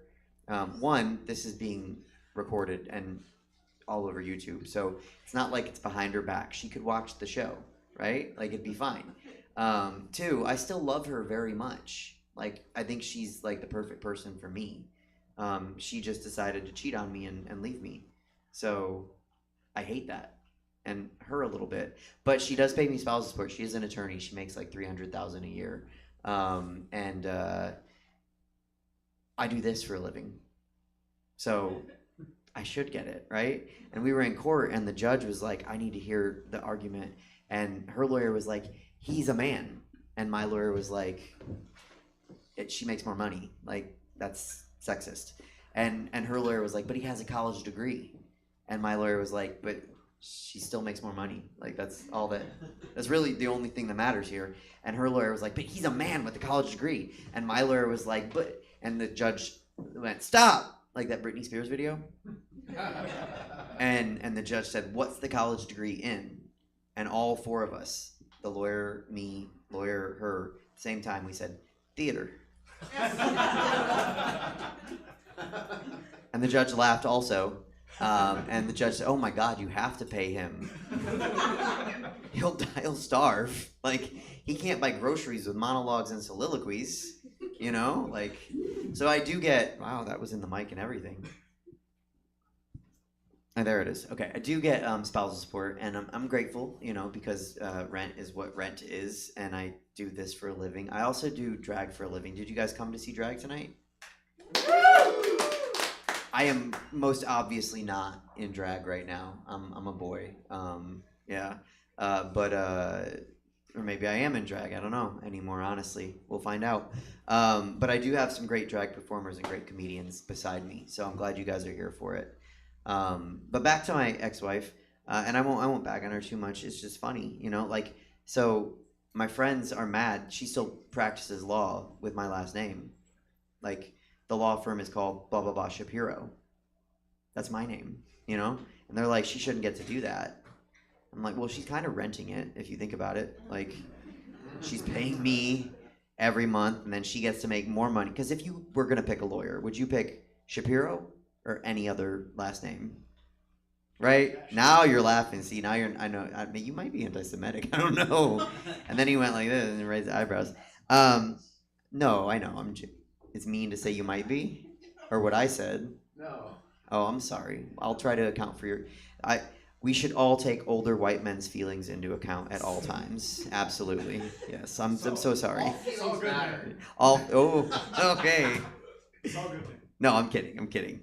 I am white appearing. I'm half white, you know, I think Jewish is like very not white because it's a different experience. There's no joke there. It's just like, yeah, it's been very different for us in the last 6,000 years. But the Italian, that's anyway, back to jokes. Yeah. So my wife, she kind of sponsors my comedy, is my whole point. Because I get spousal support. So this show is really sponsored by her. So if you're not enjoying it or you don't enjoy my set, you should email her. She has a Gmail, so it is easier. She does not have a Yahoo email like me. And she'll probably respond very angrily. But that's, it's coming from a Shapiro, so be careful, I guess. She's litigious. Anyway, yeah, I don't know. I don't know if I'm a man anymore, right? Like, I exist as a woman mostly. Like, this is my first day since Sunday that I've gotten to be a man in public. Like, every other day I'm woman presenting, for like 12 hours a day. And it kind of, I don't know if I exist anymore. Well, I've become my own sugar mama, at this point. Like, this is me, right? And she pays my bills, she pays for my groceries, and then I just sleep in the apartment. I kind of feel like a deadbeat boyfriend, honestly. Like, I'm just living off of this woman, and the woman is me, and I'm like, oh, maybe I should just be the woman and get rid of that deadbeat man, like, seriously. Like, I don't know. And then like, I'm mentally ill. I don't know if you guys could tell. You could tell, he could tell. I don't know, maybe. No, I'm mentally ill, and I had this hypothesis because I have this this great life, right? And I was like, what if I have a chemical imbalance, right? Like, how do you treat a chemical imbalance? And you go to psychiatrists, and they don't know what they're talking about. Like, they get so mad when they talk to me because I'm smarter than they are, and I'm arrogant about it, and I'm very articulate, and they can't handle that. But I had this hypothesis, like. It all started, my friend was like, you need to get your hormone levels tested. Because like right now, lots of older men are taking testosterone and then they feel better suddenly, right? Like, you guys have seen that in advertisements directed at you, maybe? Yeah, okay, thank you. Yeah. Everyone else is staring at me. Yeah. So my friend was like, you should go to the doctor and get your hormone levels tested. Right. And I was like, word, I'll do that. I need to see what time I don't know what time I started. I don't want to go too long. So I was like, okay. And then it was going to be $850 because I don't have health insurance. Oh. Right. But no one likes health. Does anyone in this room like health insurance? No. Yeah, that's like the one thing we can all agree on. Whatever race, religion, political party, nobody likes, unless you own a health insurance company. And then somebody... I'm not going to say it, but you laughed at a weird time, Then you like it, but like, even doctors don't like health insurance, right? Like, you're right. Like, are you a doctor? Yeah. Yeah, you fucking hate it. Yeah. Cause like, I come to you and I'm like, oh, my arm's in 3 parts. My hand's on the floor. Can you put me back together? And you're like, yeah. And then we go to schedule it, and insurance calls, and they're like, we reviewed it, and we don't think you actually need surgery. We think you could just use, like a telehealth visit from our person and some duct tape, and you'll be fine, right? Like, I don't get it. Like, it's so fucked up. So I've been out of pocket, for a long time, and so that's why it was $850. And so I was like, oh, fuck that. I don't care about my hormone levels for $850. I need more spousal support if I want to do that, So I thought about it, and I was like, oh, if they tell me, if doctor, I don't know what you practice. What do you practice? Emergency medicine. Okay, all right. I like emergency doctors. But no, like in an ED, right? And so many people say ER still, and I'm like, oh, does your hospital have one little room, or are you a department, I've worked in medicine. That was funny to him and him only, probably. I hope. Okay, thank you. Good. Yes. So I was like, I don't want more testosterone. I like the man that I am, even the deadbeat to the woman that I am, man that I am. But like, I like how I look. I don't want to have back knee. I like my full head of hair at 41. Like, I don't want to be aggressive. I don't want to like stub my toe and then go out and murder 75 people like the white appearing man that I am. Like, I want to be the chill dude that I am. And so I was like, I wouldn't even take it If the doctor told me to take testosterone, I'd be like, no, I will not, you know? But I was like, what if he told me to take estrogen? And I was like, oh, that's dumb. No doctor would ever tell a man to take estrogen. And then I was like, wait a second. I'm her already. Like, you guys don't know. Like, there are people that don't even know I exist. They just think she exists. I'm like, this is a weird conundrum to find myself in. You know, like, I don't know if this is funny. Is it at least interesting to you guys? Yes. All right, good. Okay, it's both. Awesome. So I was like, okay, I'm already this woman, and I get paid to be this woman, and I get respected to be this woman, and she does a lot for her community. Maybe I should just take estrogen and be that. So it's a hypothesis, right? Jesse, do you know what time I started? I don't want to go over. 20-ish. All right, thanks. Oh, that's the end of the story, you guys. Yeah, I don't know. You got a show after this, right? Yeah, okay, that is the end of the story. We got to get the show going. But I will tell you, it's an interesting journey, and I think it's one of self-discovery. And perhaps if you come to another show another time, I would like to continue telling you about this. Thank you for indulging me on it. One more joke for you? Yeah. Okay, we'll end with one more joke. Were you here for the ex-wife shit? I was not. You were not. I think you'll still. I think you'll still laugh. So at the end of our marriage, we had to split our belongings up. You know. And has anyone divorced in the room? Okay, so you split your belongings up, and big appliances are the worst, right? Because like little table or whatever, and in movies they usually do it by putting colored Post-its, like this is mine, this is yours, this is, you know. But like we just were like, okay. She was like, what do you want? And I was like, the washer and dryer, because I'm not dirty like you and your baby daddy that you're cheating on me with. And I was like, what do you want? And she was like, the fridge. And this was a nice fridge. It was a double door, double freezer drawer, 6 different kinds of ice. This was a nice fridge. I loved this fridge. Like, I think I would have left my wife for the fridge. But then they went off without me, so it's awkward. You know, I'm that third person anyway. She was like, I want the fridge. And I wish I had said this live, but I didn't. But I wish I had said like, oh, so you have somewhere cold to put your cold heart, you know? That would have been funny, right? I know, but I didn't. But I did think of it later, and I was like, I'm gonna tell people that I wanted to say that. And she said, fine, then you have this fridge in the garage by 5 p.m. on Friday. And I was like, fine, I will, because I have OCD. That's part of my mental illness, is I have OCD. And like no one can come in my living space unless we're fucking, which makes it really weird when like I have like a new internet installation, and I explained to them like no one can come in my house unless we're fucking, because I have to clean for like 3 hours afterward, and I'm not gonna clean unless I'm having sex. Like if I'm gonna have sex, then I'll clean afterward. You know, like it makes sense once I explain it. But when I said it to the fucking person on the phone, she was like, well, you don't even know if he's your type. Like, you know, we're just here to install internet. If you guys do something after that, that's between you guys. I was like, no, that's not what I'm not trying to date him. I'm saying he can't come in.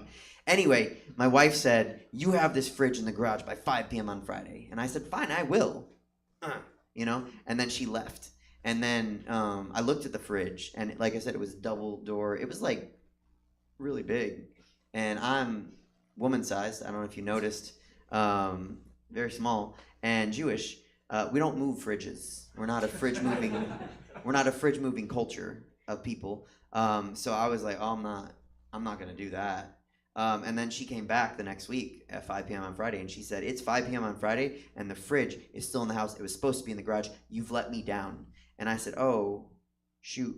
Well, we were supposed to be married the rest of our lives until we died. You let me down too. So now you know how it feels to be let down. It's awkward. And she got so mad. She walked past me and she pushed me like that.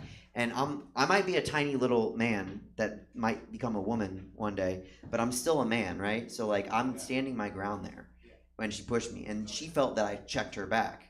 And I did not. I just stood my ground like the 5'5.5" man that I am. And she must have told her baby daddy. Now, when I tell you I'm 5'5.5" and you know, a Jew, a passive, peaceful, loving Jew, he's what's past Placerville? He's like one of those, yeah. He's one of those hill folk, you know? no neck on that motherfucker. He's really yoked, right? Like that's his whole personality. Because when she started cheating on him with me, like cheating on me with him, I looked him up on Instagram. His bio said, "I lift so much weight, I have to strap the machine to the ground."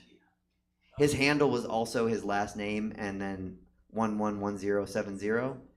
And I'm like, oh, that's his birthday. He's so creative. He made his handle his birthday. That is password's password too. But I held my ground in that moment, right? And she must have said I pushed her, because he came in and this giant, massive man, like, cannot turn his neck because he has no space to do so because of his lats. Yeah. I should ask the doctor. I'm sorry, you've been usurped. And like he's in my doorway and he's like, David, you want to fight? And I was like, now he's been fucking my wife for like 8 months at this point, right? So I'm like, yes, I do, because I'm tiny, right? Like he's supposed to win. If he beats me up, he looks like a mean dude, right? But if I win, I can stand on this motherfucker's body like this and be like, look what I'm on safari. Hashtag it David versus Goliath, you know? Like, So, right, because I'm David, yeah.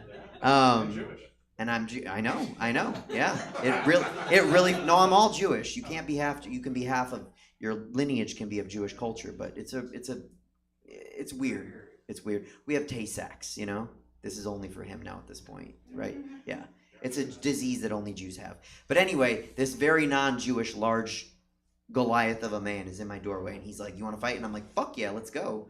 And like I stepped towards the door, and he said, if you take another step, which at that point, I don't know if any of you have gotten in a fight, but if you say, do you want to fight? And the other dude says yes, and then you say, don't come any closer, that means you don't want to fight, and the other person does. So he said, if you take another step, I'm going to come after you so fast, while I'm walking towards him. And I was like, okay. And he said, if you lay another finger on her, I'm going to come after you so fast. And she's standing behind me, right? And so I turned around and I poked her, like, in the shoulder. Also, I don't know why she was behind me. See, I told you she's still in love with me. 2 men were about to fight, and she went behind me. Was it, right? Right? No, I'm talking to the woman now behind you. Yeah. Right? Yeah. Anyway, so I poked her in the shoulder because I'm hilarious. And I said, there, I laid a finger on her. Come after me, so, because now, is any lawyers in the room? Just a doctor? Okay. If someone comes into your house, you can fight them, and you have self-defense, right? Like, you can protect your own property. I was married to a lawyer at one point, so I know this, you know? And so I said, yeah, there I go. I touched her. And he turned, and he went like this. He went, call the police, babe, to her. And I was like, you left me for a Karen? All right, guys, that's everything for me. I'm going to bring up, thank you. Did you at least move the fridge?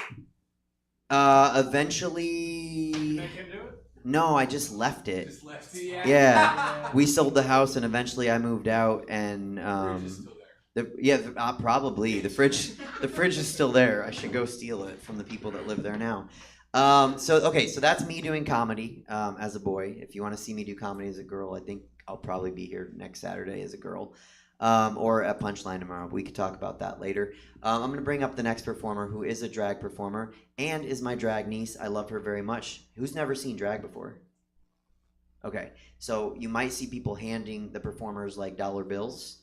And that's great. We love that. You might see people singing along with the song that this person's pretending to sing, but they're singing for real. We love that too. So enjoy yourselves, okay? So sing along, tip the performers. Please put your hands together. Get loud. Let me hear it. Get excited. Give it up for Dolly Romano.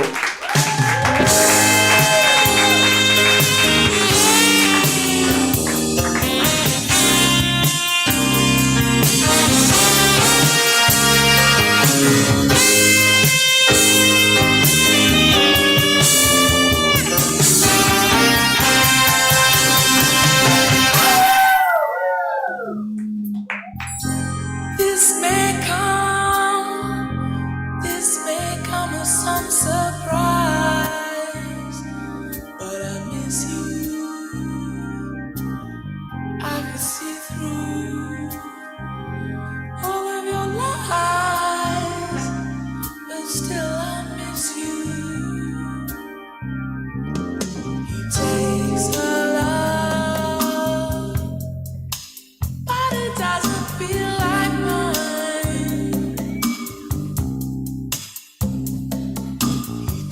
taste her kiss.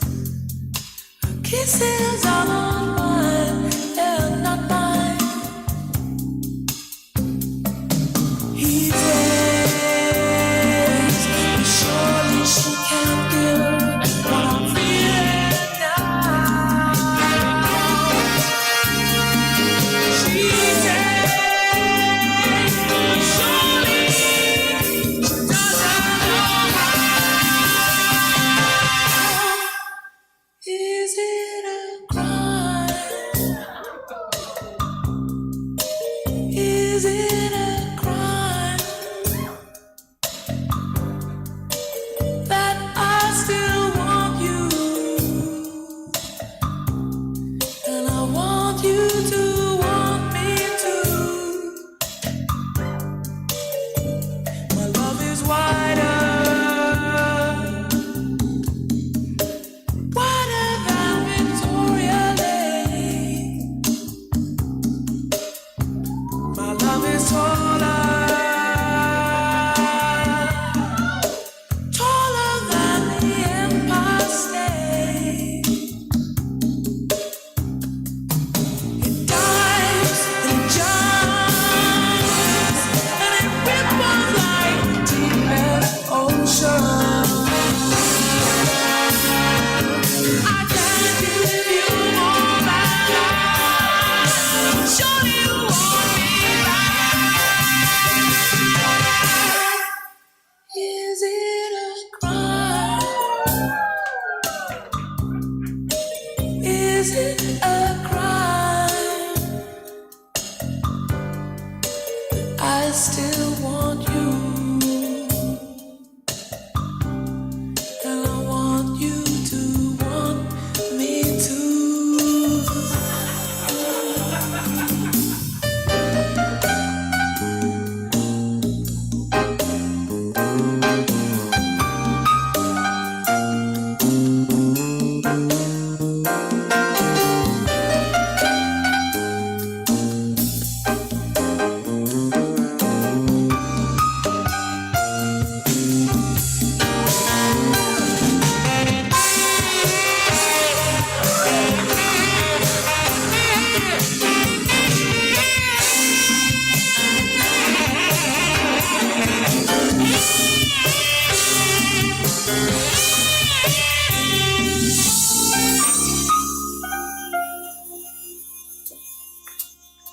My love is wider than Victoria Lake, taller than Empire State, dives and jumps.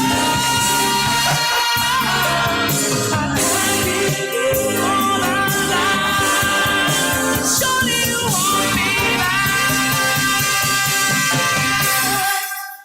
Is it a crime? Is it a crime? But I still want you, and I want you to want me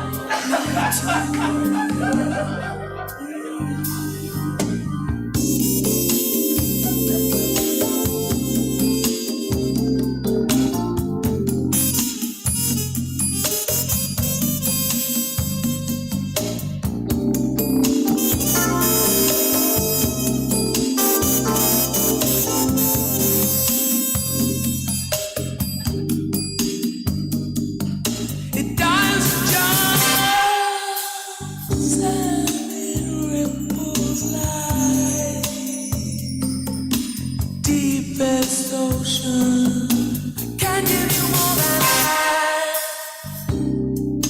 Surely you want it back.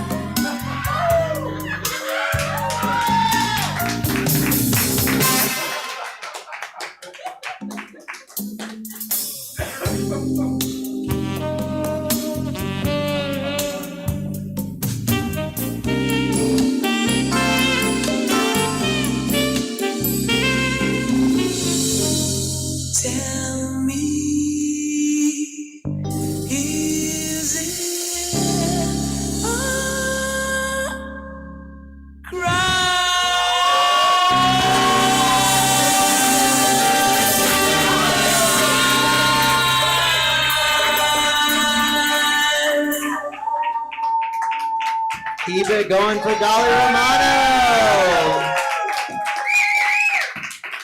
That was so good. Well, she's still here. It's weird if you stop clapping. Keep clapping, yeah.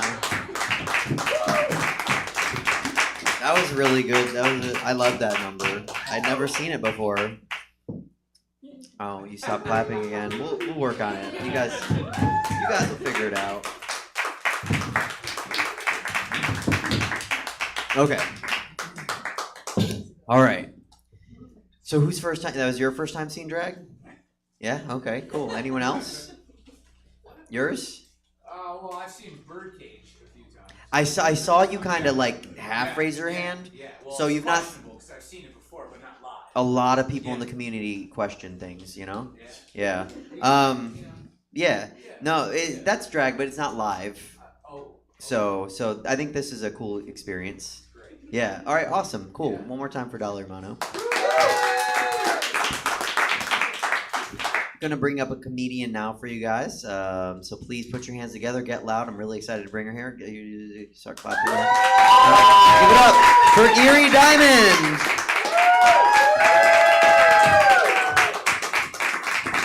Okay, that was fantastic. I've never been turned on by a banana before. That was amazing. You guys, that was great, right? Banana. Oh my God, it was amazing. You guys good though? You good? Everybody's good? Doctor in the house. That's awesome. I used to be kind of slutty. Yeah. In fact, I slept around so much. Probably have some kids out there I don't even know about. You know what I mean? Yeah, don't always check the toilet when I flush. That was weird, huh? That was weird. There's like a weird, yeah. I don't even know why anybody slept with me, honestly, because I was the lead singer in a goth band called Sad Handjob. And we named our band after every hand job, you guys. They're all sad. I don't know how to tell you this. If you're getting a hand, I'm sorry, it's just gonna be you, man. Just like the perfect seat. Listen, but I just want you to know, any men in here, if you are over 19, you're getting a hand job, somebody wants to go to bed. They do not want to have sex with you. I'm really sorry. I don't know how to tell you this. Break it to you. I went out with a guy who liked to get choked in bed. Anybody? Yeah? All right. Hey, I like that you just went, it's fine. Maybe, I don't know. I went out with a guy. I was freaked out though, honestly, because I was like, okay, like I'm gonna get in there, it's gonna be fun, and then what if I'm just like, yeah, oh shit, hello, like kill him, you know what I mean? Like, what if I choke him to death? What would that, that wouldn't be good. It wouldn't be good at all. So I was nervous about it. So what I did was, I figured out a workaround. So he wore a CPAP machine, and yeah, I would just have him put it on, and then I just like step on the hose, and just, you like that, baby? Yeah. Just, it worked. He liked it. He'd be like, yeah. Like, so that was good. I'm an older person. I am somewhere between like 45 and 52, and yeah, it's the oldest I've ever been, actually. But like weird shit's happening, Like I was hanging out with my man the other day, and we're like hanging out, having fun and stuff, and then like we start making out. He goes to put his hand down my pants, And I'm like, wait, I'm wet. And he's like, yeah, you're wet, baby. I was like, no, like, we were laughing a lot. So, you know what I mean? Like, I'm sorry I pointed at you, miss. And I was just like, not like the hot wet, it's like the warm wet. You know what I mean? So it's weird. It's weird because I'm of an age now where like if a vampire came up to me right now and was like, hey, I can bite you, turn you into a vampire, and you can live for 1,000 years. Yeah, I would decline, honestly. I would. Hey, and you know what? It's not like that hasn't happened before, but it wasn't a real vampire. When I was in the goth scene, like, guys would come up, hello, I am a 500-year-old vampire. I'd be like, okay, Chad, why do you live with your mom? Like, what's the math there? I don't understand. But yeah, I don't want to be a vampire now. I think my good vampire years are behind me. You know what I mean? Those are like when you're in your 20s and you look hot, right? Because I don't want to spend the next 1,000 years with people calling me ma'am, okay? Sorry. Really? You want another 1,000 years of hot flashes? No, thank you. I don't know. I used to work at a store that sold sex toys? Yeah, no, yay for sex toys, man. And I was a really good salesperson too. Like, we had a wall of dildos, and I'd just walk up and be like, pick a dick, ladies, let's do this, you know? And it worked every time. And I have to tell you guys something. People are very particular about their dildos. They're looking for the right size, they're looking for the right shape. But the weird thing is they get so picky. They'll be like, yeah, this one's great. Do you have it in lavender? Like, why? You want to pretend like you're fucking a fairy or something? That doesn't make any sense. But they're very, very particular about their dildos. And the other thing that I noticed is that my best sales were in penis rings. You guys know what those are? Yeah. Oh, good. I'm glad somebody's all, yeah. Yeah, I know what that is. No, so I used to sell them, and I was in charge of the case, and they come in 3 sizes. They come in small, medium, and large. And it's weird. No matter what the guy looked like, he'd walk in, always ask for a large. Yeah, even if I was like, you are 5 feet tall. And okay. But here's what I used to do. I would sell them the large, but then I would always tell them, hey, what if you want to have sex outside and it's kind of cold? You might want a small too, you know? I assume they went home and just put tape on the large to keep it on, but I don't know. Oh, that was weird.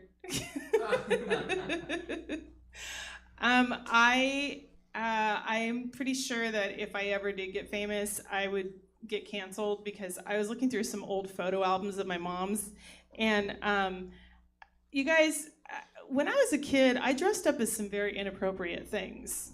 I was a hobo for Halloween one year. Yeah, not an unhoused person, like a fucking hobo. Like, I was a hobo. My mom put me in like a too big jacket. She rubbed dirt on my face. Yeah, gave me a stick with a kerchief. I had a whole backstory too. My name was Henry, and I like to ride the rails. I like to drink hooch out of a bag over a flaming trash can. It was a whole thing. And here's the best part. I don't know if you guys know this, but back in the day, we would go trick-or-treating till like 10:30 at night. We did not give a fuck. We didn't care if we had to go to school the next day. We didn't care. And honestly, it would seriously be like, hey, there's a weird house down at the end of the block. There's that guy that lives there. He likes to dig stuff up in his front yard at night, plant barrels and stuff in his front yard. What do you think? He's kind of creepy. Yeah, but he has full-size candy bars. Let's go! Yeah, it was very strange. I don't know. I don't know, David. How long do I have up here? A minute and a half. Okay, so let's end this on something good. I am trying to be a better person, you guys. Yeah, I know. I'm trying not to use any pronouns anymore, because I don't want to offend anybody. So I was explaining the other day to somebody that my favorite sex position is reverse cow person. And I don't know if you know what that is, because you look kind of confused. You do? Okay, good. That is when the lady person is on top, right? But instead of facing the other person's face part, they are actually turned around the other way, facing the camera. So, yeah, I'm Mary Diamond. Thanks, guys. Keep it going for Erie Diamond. Okay, now you've seen a comedian and a drag performer, and so if I suck, then you've seen a good one of both. You ready to keep the show going? Yeah. Oh, he left. Okay. You good? Okay. You ready to keep the show going? Word. Okay. Just gonna keep it going then. Bring up another drag performer. So the last one was my drag aunt, drag niece. The next one's actually my drag aunt. So you're getting all sorts of generational stuff today. Please put your hands together, get loud, get excited. Let me hear it. Give it up for Jessica Monroe.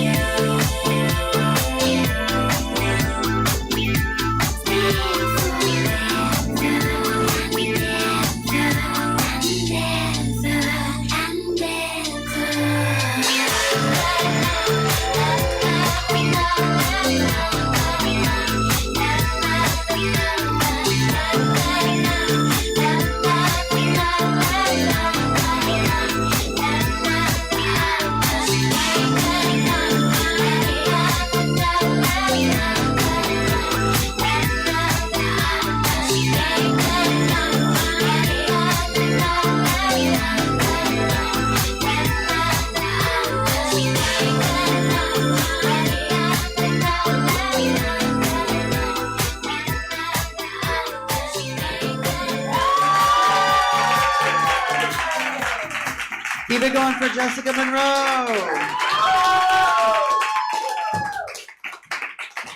Hey, you guys having fun? Yeah. All right, we started plenty late, so I'm just going to keep the show going, and I'm not going to talk as much in between. I'm going to bring up the next comedian. I love her. I love when she's in my shows. It makes me look smart. She's hilarious. She's great. So please put your hands together, get loud, get excited. Let me hear it. Dolores Sayón.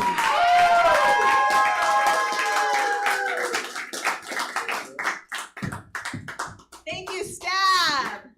You guys, you're a terrific audience. But then I looked over here and there's a child. You know, is that your dad? No. Are you guys together? What's happening? That's your dad. That's your dad. No, I'm glad. I'm gonna talk hella shit up here right now. This poor kid. How old are you? 17. You're gonna walk out here 30, girl. You're gonna be 30. Full-grown woman after this set.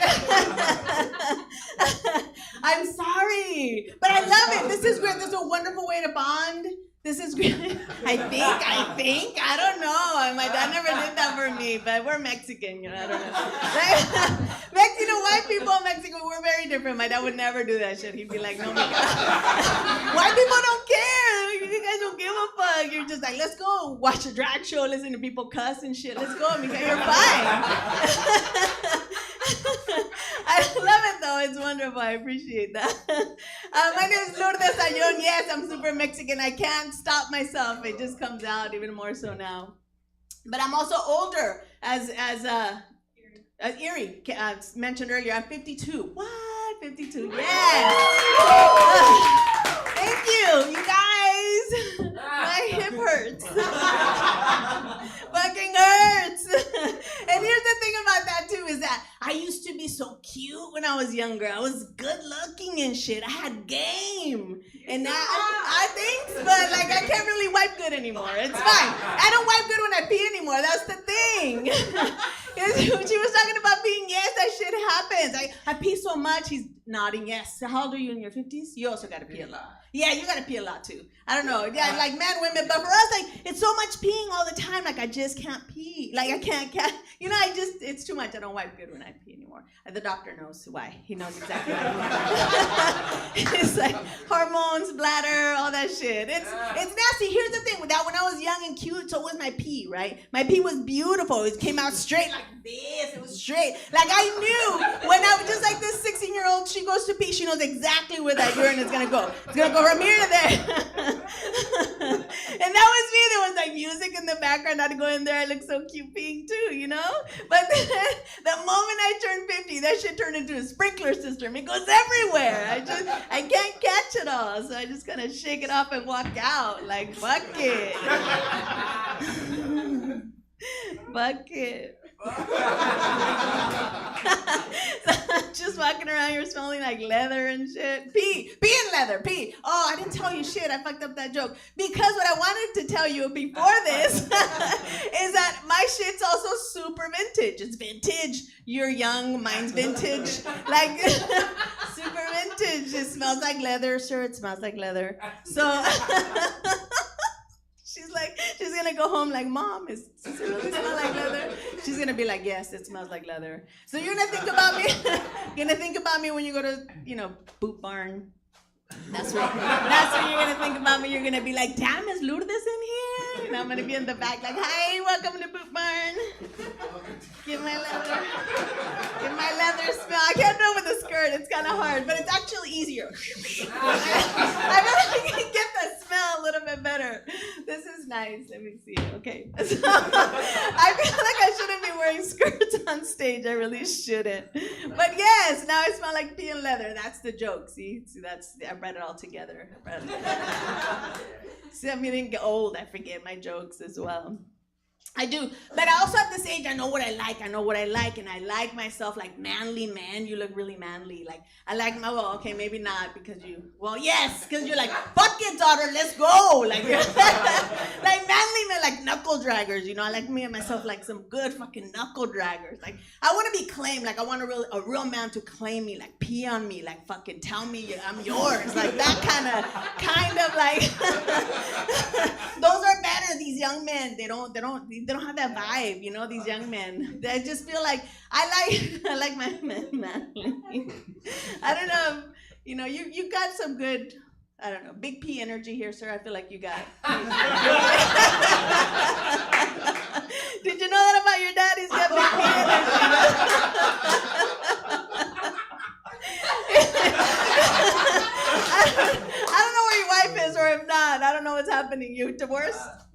guys divorced? You and your wife? Oh, okay. Yeah, he's got big pee energy. He's out there peeing on people right now everywhere. Like that's just happening. I don't know why I'm focusing on this beautiful family. Jesse, your name's Jesse? No, I said yes, you do. Oh yeah, you do. Yes. Now I feel embarrassed. I feel really red right now. I'm so sorry. But I told you you're gonna come out here, a woman, full woman out of here. That's how it was when I went to a Prince concert. By the way, I went to a Prince concert, and I was 13, maybe 12. And fucking Prince, he's all sex on stage. And you remember he wore those really big long pants and he started unbuttoning them, and then I saw his little happy trail and I was like, oh shit. And then like Wendy and Lisa, they're on the bed. I walked in, a 12-year-old walked out, a fucking 35-year-old woman, pregnant with Prince's baby. That's how much sex was on that stage. That's what you're gonna do. Not pregnant, but you're gonna walk out with boobs. You're gonna be like, she's gonna go home and experiment with bananas. That's what's gonna happen. Sorry. Not only to like dance with them. Stop. You guys are gross. She's gonna dance with them because that was such a fantastic banana dance. I loved it. It was really good. I'm really going off topic. I'm gonna stop. I'm it's like I can't. The energy's so strong on this side. That's what's happening. So I told you I like knuckle draggers. Yes, I do. But I also want to let myself age gracefully. I'm afraid of getting work done. That's the truth. I'm afraid of getting work done because here's the thing. We've all watched Botched, right? We've seen Botched. It's scary. Like when people get out there and they get work done. Like I'm afraid. Like what if they don't pull my face symmetrically, right? What if they pull my shit crooked, right? So I'm like really scared. So I have a really good friend of mine who we're about the same age, and she got a mini facelift, and she looked great. We went out, we hung out, and I was like, oh, mini facelift. What's the harm in that? It's mini, and she looks great. Maybe I should try doing that. So we're hanging out, but then she laughed, and one of her eyes got smaller and shit, and I was like, oh, hell no. I was like, she's like hell no. I knew it. I knew that shit's crazy. Like, even if you get a little bit of a face, like a eye thing or whatever, like you end up looking like permanently suspicious and shit. You know, you just kind of like, hey, how's it going? I'm like, what? You don't trust me anymore? Of course I trust you. What are you talking about? Like you just look different. You end up looking different. I don't want to look different. I don't want to look weird. I am letting my gray grow out, right? So, you know, that's nice. Chin hair's coming with that too. It's okay. It's all right. And I feel a little bit like I'm getting some witchy vibes. Like, because why does a gray and then the fucking hair come together, and then all of a sudden I'm laughing like, like it all happens at the same time. That's when you're in your 50s. You get witchy vibes. You smell like leather and pee. You pick on innocent young girls and stay in the audience. It's horrible. It's horrible. I'm falling apart. My shirt's falling apart. So yeah, I do. So I don't want to get work done. So I'm trying to also like stay fit, because like no matter what I do or how or what, like I'm gaining weight, because this whole like being 50 comes with a lot of other different things like irritability. Like I got really mad at my boyfriend because I missed a period, and I was like, oh my god, I missed a period. Like, are you fucking kidding me? Like, you got me pregnant, like pregnant at my age. Are you kidding me? Like, I can't be pregnant at this age. And I was right, you guys. I can't be pregnant at this age. Because menopause and shit. Like, I thought, like, I didn't know, right? I didn't know that these changes are happening in my body. Just all of a sudden, I start collecting napkins and shit. They're appearing in my pocket. Like, that's how you know you're getting old. You know, all of a sudden, you're like, oh, I got it. Like, you always got a napkin in your pocket. Like, that's the telltale sign. It's funny, I did this joke, and my dad was like, that's funny. I was like, I know, I got it from you. Fucking napkins all the time. Sorry, that was a side note. And so yeah, that's how you know you got napkins in your pocket. So like I missed a period and I thought I was pregnant. Like my body knew. I didn't know, right? But my body knew. My body was like, yeah, bitch, yeah, right.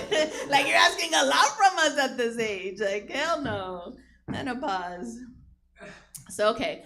I got the light, so I got to close that. But I will tell you, I'm also, I know I'm menopausing, I'm an old ass person talking all kinds of shit up here, but I'm also a daddy's girl. I'm a daddy's girl, and I love my dad. And to this day, when my dad calls me, I'll be like, mijita hermosa, you know, primorosa, you know, he like, how are you, my beautiful, you know, amazing little girl. And I feel like, Dad, like, fuck, I'm old. And I want to say that to him, but what comes out is kind of like, Thank you. So this is when my parents got divorced. You know, my parents got divorced. I was 28. After 28 years, my parents got divorced, and my dad remarried a woman with daughters of her own. And I heard her daughters calling my dad daddy. Well, I know, right? That they fucking yes. If they call my dad of 28 years daddy, I was like, oh hell no, I will fuck up a 2-year-old. I don't even care. I don't know, fuck that kid. Anyway, that's been my time. Thank you so much.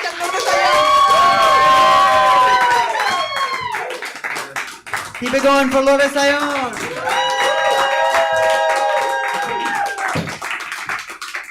I think we should just do it like you and me, just split like an hour and a half. Cause like I'm hosting a Selena show next Friday. Let me not say that on the internet. It's a show with a lot of Selena songs. It's not officially a Selena show. It's just, and so I'm like, shit, I'm becoming a younger Mexican girl, and you're becoming an older person. Like we're just trading places. Yes. Yeah. Okay. We could just swap quinceañera for bar mitzvah, you know. Yolanda Pinata. What is a name? A Yolanda Pinata. Oh, have a Yolanda. I thought you were saying that should be a drag name, and I was like, that kind of slaps, honestly. Yeah. Coming to the stage, Yolanda Pinata. You know. Like people would be like, okay, I'm ready to see her. I don't know what to expect at this point, but I am ready. Okay, I'm gonna bring up the next performer. So now you've seen everybody do what they do normally, except me. Because I don't get to be a boy a lot. But now, so you saw the comics do comedy and the drag performers lip sync. So now you're gonna get to see everybody trade. So it's important that I ask you guys to be really supportive, because people are trying new things that they've done maybe once or twice in their life publicly, maybe for the first time in front of you. And these are both really hard art forms to be good at and make look effortless. And so you might see the effort, but it might be good still. So sing along still with the songs, laugh at the jokes. You ready? Yeah. All right, awesome. Keep it going. Keep making noise. Keep it loud. Give it up for Erie Diamond.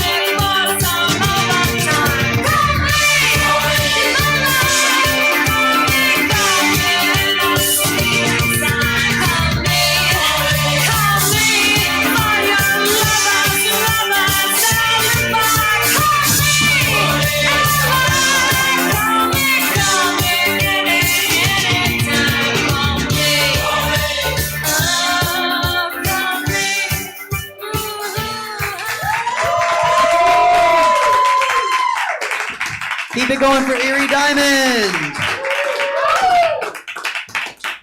I did forget to say when you asked me if that song was good, I forgot to be like, oh, it's harder when there's no words. So that was good. One more time for Erie Diamond.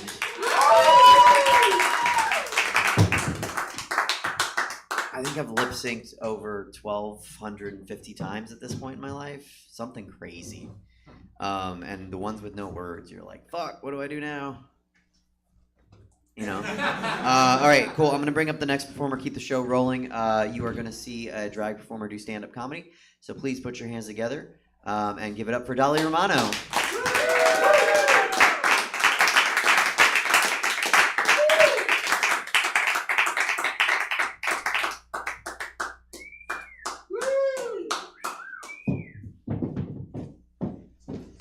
It's a banana now. Does this work? Hello? Okay.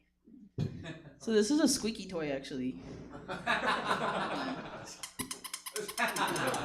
thought I'd show that it's a dog toy that I rhinestoned. Okay, I've done this only a couple times. Oh God. We'll put it back. I wrote it on my phone. Sorry. I'm like, am I Gen Z? I don't know. For my age, I think this is acceptable to have it on my phone. Okay, so first off, I'm gonna start by saying that I'm a lesbian.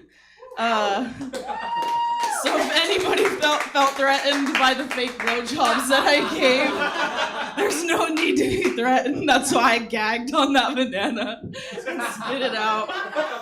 Anyways, I do it just to make you guys laugh. So since I explained that I'm a lesbian, so statistically speaking, I have to either rent a U-Haul or at some point in time I'm legally obligated to rent a U-Haul. It's just in the terms and conditions of being a lesbian. It's like a punch card. I rent 3 and then my next relationship I get a free U-Haul ride. Anyways, I'm gonna tell you guys a little story. I've U-Hauled quite a few times. I have done it, but my first U-Haul relationship, you know how it goes. We meet, we bonded over our equal hatred for men. And then by the second date, we're talking joint custody of cats and houseplants. Like, that's how fast we move.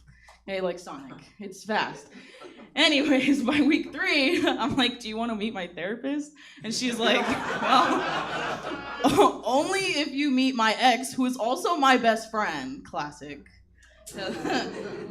My best friend, who's also my ex, is right there in the back. She's also my drag assistant. So I'm walking. Anyways, I can prove it. So, anyways, we're moving together. We're moving in together. Okay, my friends are like, "Aren't you guys going a little fast?" And I'm like, "Excuse me, hold on. First of all, our astrology charts are perfectly placed for each other. I got a tarot reading from an Etsy witch. She said it's an awesome move in my life, okay? And she knows how to install a bidet. What more can I ask for? Like, come on." So anyways, U-Haul day arrives. Let me tell you, nothing tests a relationship like moving. Especially moving up a couch, up 3 flights of stairs? Whatever. Yeah, you know what I'm talking about. Anyways, you start off like, babe, we're a team. And no, on the 4th flight of stairs, I'm like, I'm willing to leave you, push this couch down the fucking stairs, and you can die. Goodbye. So anyway, she's pushing. I'm falling backwards, just like that banana, sliding down the fucking stairs. So anyways, okay, that's not the real catastrophe. I'm getting to it. So the real catastrophe was the U-Haul itself. Did you know that they'll rent any of those just to anybody? Like, look at me. They handed me the keys. They're like, have you ever driven a 15-foot truck? Do I look like I've driven a 15-foot truck? I'm a non-binary person who does drag for a living. Most of the time, my nails are really, really long. But, me and the ex got... I had it. Just kidding. Or, I don't know. Anyways, not to mention I can hardly see through over the steering wheel. That's why I'm wearing glasses. I can hardly see the menu at fast food restaurants. I make her take a picture, and then I'm like, I zoom in to choose, and I get the exact same thing anyways, so she just took the picture for no reason. Anyways, back to this. They give me the keys, okay? So I'm driving. I immediately hit a bush. And this bush, it's not just any bush, it's a decorative, high-maintenance city bush, shrubbery type thing in the middle, okay? My girlfriend gasps like I took her last fucking french fry. Anyways, I'm sweating. The bush is looking at me like, are you fucking serious, bitch? You just hit me. You fucked up my hair. I'm like, sorry, girl. Like, I got 5 cans of Got to Be in the back. I can help you. Got to Be is hairspray, by the way. That's all the drag queens use.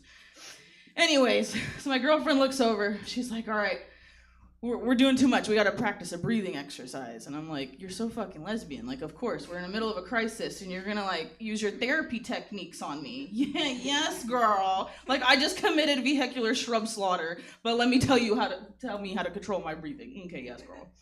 Anyways, we get on the road, okay? It's going fine until we hear a noise. And everybody knows that, like, oh shit, fuck, that kind of noise.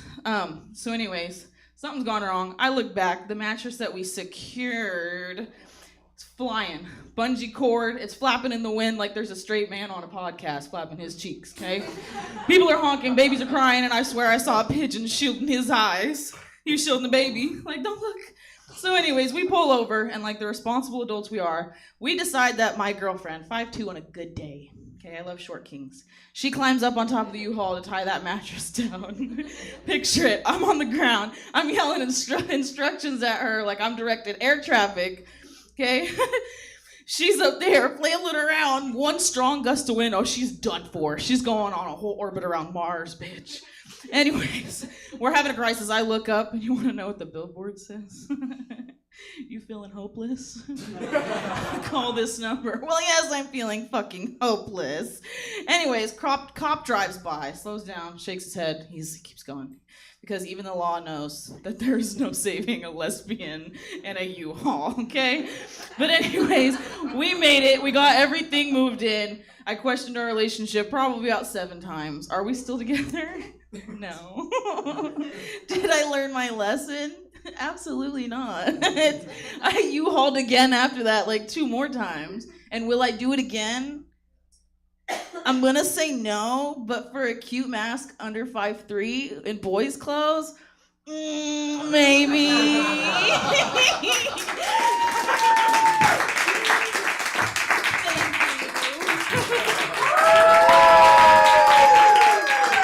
Keep it going for Dolly Romano. I never thought in my 41 years of being a man that I would be a proud aunt, but here we are. I'm a Zia, actually. Any Italian people in the crowd?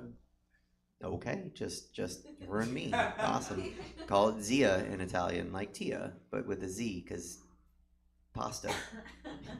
I'm going to keep the show going, bring up another performer. Next performer is a comedian who is going to lip sync for you guys. You ready? Okay, so keep getting noise, keep making noise. Give it up for Lourdes Ione.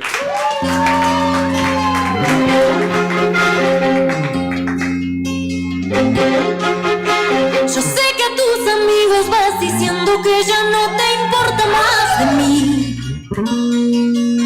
que el tiempo lo dominio es un capítulo concluido sin final feliz. Yo sé que esa mujer a quien le das lo que jamás quisiste darme a mí se atreve a comentar que yo no tengo dignidad, que me tiene piedad.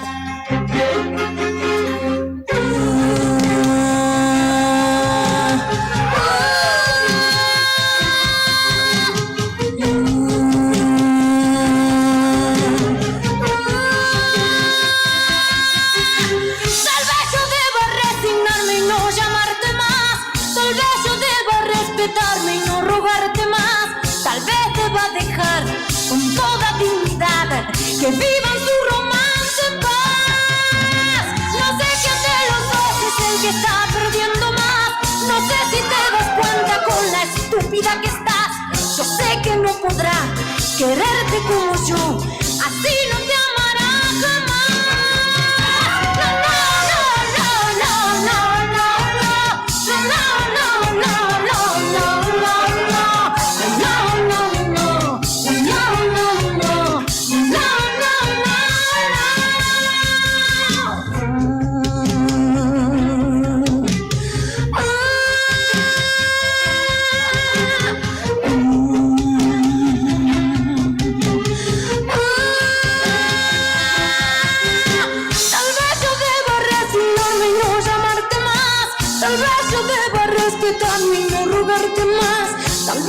va a dejar con toda dignidad que vivan su romance en paz. No sé quién de los dos es el que está perdiendo más.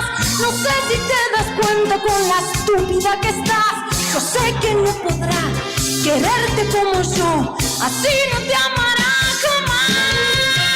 No, no, no, no, no, no, no, no, no,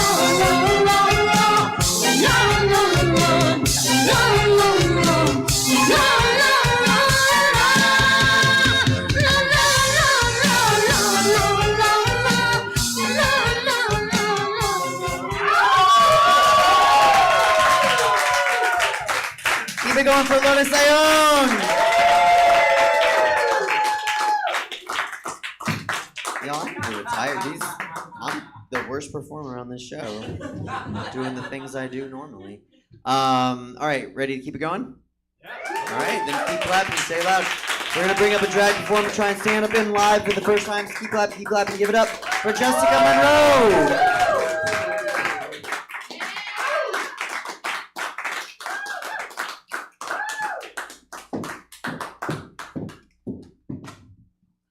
How's everybody doing tonight? All right, so first off, let me introduce myself. My name is Jessica Monroe. I am a go-go dancer and a drag performer, and I'm trying comedy for the first time tonight. All right, so a little bit about me. I'm in my very early 30s. I just came out like 6 months ago recently as a fully developed trans woman, and I have been living on hormones for 6 months now. Yes, so dating has been very interesting, and because I went from like dating gay men to dating like closeted men or just curious men. Yeah. So, I'm now fully single. Yeah, sad face. Do we have any single people tonight? Yeah, single people. Stay single. Yeah, no, like seriously, like enjoy yourself. But yeah, I was dating this guy named Slava, and I met him on a wonderful app called Grindr. Does anybody have Grindr? Yeah, Grindr. Okay. Yeah. So he didn't have a profile picture, and his profile name was Big White Cock for TS. That's, yeah. He messaged me, and yeah, you know, we got together, and we finally decided to like formalize our relationship. And like when we did, it was like finally like time to meet my like in-laws, right?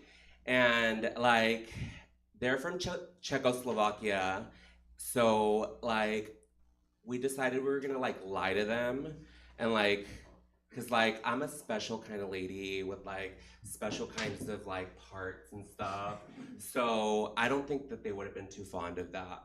So yeah, we decided we were gonna like hold off on telling them. But yeah, the night we went to dinner, like I was like, got fully done up, you know, print, plucked, tucked and everything. And I went to meet my in-laws, right? And I knock on the door and opens my mother-in-law. She looks at me and she's like, "Oh, you're a plumber. The leak is in the down basement. Go." And I'm like, actually, like, my name's Jessica. I'm dating your son. And like, she looks at me. She's like, Slava was already inside. And she's like, "Oh, you couldn't get one with smaller feet, huh?" I'm only a size 11. Thank you. And like 10 if it's a open-toed. And so I go and then I meet my father-in-law. He looks at me and he's like, you know, like tells me to like do a little twirl for him, and I, you know, twirled, and he's like, "Oh, with this one, ass look like she can eat for 7 people, huh?" How rude. I'm actually not even fucking hungry. Thank you. I had a Tic Tac. Yeah. So we're sitting down, like we finally get to the dinner table, and like his sister was like sitting right next to me, and I'm like, oh my gosh, like it's so nice to finally meet you. You know, Slava talks about you all the time. He says that, you know, like you guys were totally close and stuff. And she looks at me, and I was like, do you think your parents like me? And she was like, you know, it's okay to be hairy woman, but make sure you get the upper lip better. You fucking, oh, thank you. Yeah. Really nice people. And so, like, I just told Slava, I'm like, I have to tell your family. Like, they have to know. Like, I'm tired of lying to them. They're fucking assholes. And they're so, yeah. And so he finally, like, tells them, and I'm like, hey, everybody, like, I feel like I've lied to you guys the entire night. I feel like it's not fair to Slava, it's not fair to you guys, and I just really have a secret that I need to tell you about my past. And it's just like, it's really traumatizing. It literally has scarred me, and I'm ready to tell you guys. And his mom's like, what is it, dear? I used to have braces.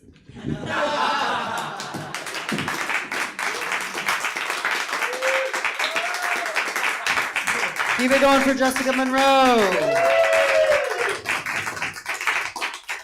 Okay, we are a little past our time. I'm so sorry, guys. So if you wanted to see me lip sync, sorry.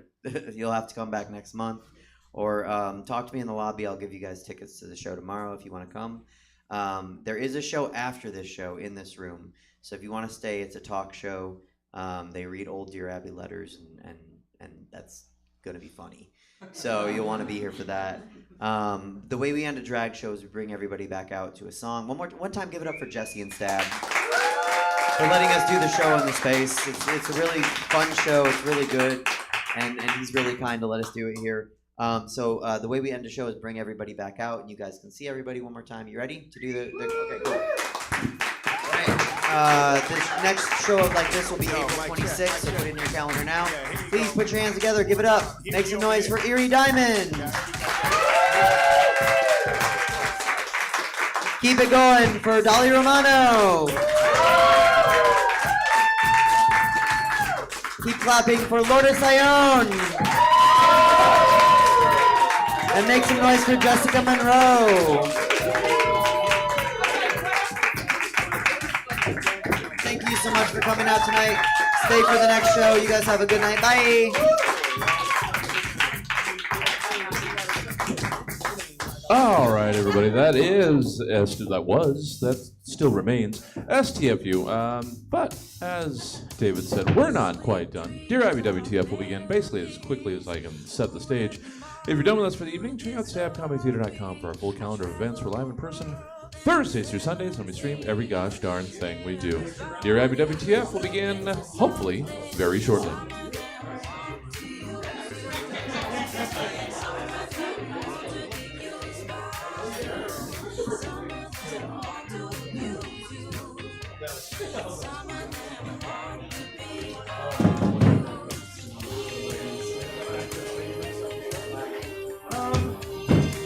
Yeah, just give me a second. You guys sticking around? Yeah. Okay. You know what? Don't worry about it. You can just you can stay if you want some drinks. I can take care of that. But otherwise, just happy to have you. Thanks. All right. Cool. Stick around. Yeah, you guys say hi to the performance. Sure.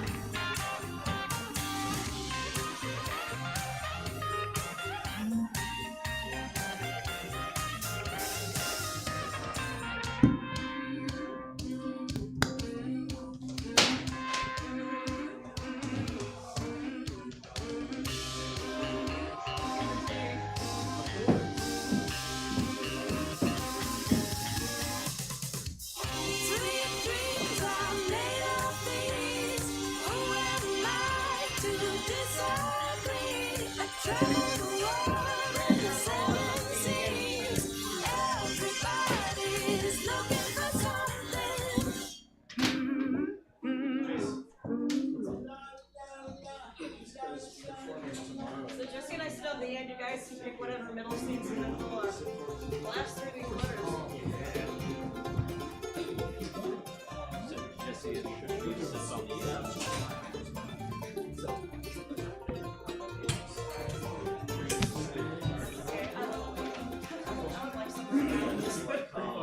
Dawn strikes upon the hour and the sun begins to fade.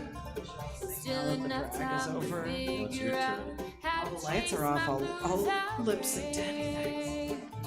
I've done alright up till now. It's the light of day that shows me how. And when the night falls, loneliness goes. Oh, I wanna dance with somebody. I wanna feel the heat with somebody. Yeah, I wanna dance with somebody. With somebody who loves me. Oh, I wanna dance with somebody. I wanna feel the heat with somebody. Yeah, I wanna dance with somebody. With somebody who loves I'm me. a stand-up comic. I need the stools. I've been in love and lost my senses, spinning through the town. Sooner or later, the fever ends, and I wind up feeling down. I need a man to take a chance on love that burns out enough to last. So when the night falls, my lonely heart calls. Oh, I wanna dance with somebody. I wanna feel the heat. You said no matter what, we stop at 11. Welcome to the Stab Comedy Theater. It's time for Dear Abby WTF. Please welcome already on stage, Dear Abby WTF. Hi, Hey, everybody. whoa, hey, Hey, whoa, shit. Never gets any My less pupils bright. are We're fucked. live. I'm sorry, I only had one beer 6 hours ago. That's a long time ago. I know. How much weed, though? Pre-gaming. Like, Does it tell you like how well you slept, how much weed you smoked? There's an app for that. No, I smoked like 7 seven, THC. like at 7. Oh, okay. 7 what? Oh, you 7. smoked at 7. Like Yeah. around 7, yeah. I smoked at 10. Outside. Oh, you got me. Sativa Yeah. indica? I don't know. Someone We're gonna handed find me out. after a show. They were like, "Take this free joint," and I was like, Who am I to say no? I didn't want to be like, "What's the strain?" That's my bougie ass. Yeah. Like, what's the strain? Hold on, let me What look is it up. though? It says Is this here a- 60-40. I can't. Yeah, is this a hybrid? Because That's I my keep it to the favorite thing pures. to do when someone's smoking me. I'd be like, "What is this?" And they say, "I don't know." I go, "Tastes like weed." I like to imply that I would smoke anything they give me. Classic. Classic. Yeah. Welcome to Dear Abby WTF. How you guys doing? Good. Thanks for being here. This is a show where we read old Dear. Do you guys remember Dear Abby? Yeah. Yeah.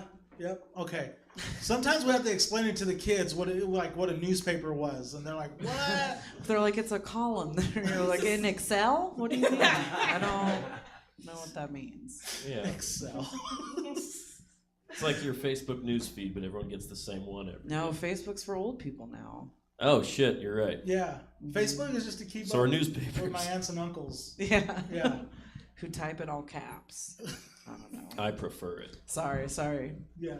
Go on. No, go ahead. No, that's all I have. So, Dear Abby WTF, I'm Jesse Rivera. That is... I'm Nicole Eichenberg, and we have Emma Haney and Connor Martin with us, who are both very funny people. We're very excited to have them. Allegedly. We're going to see if it was indica or sativa.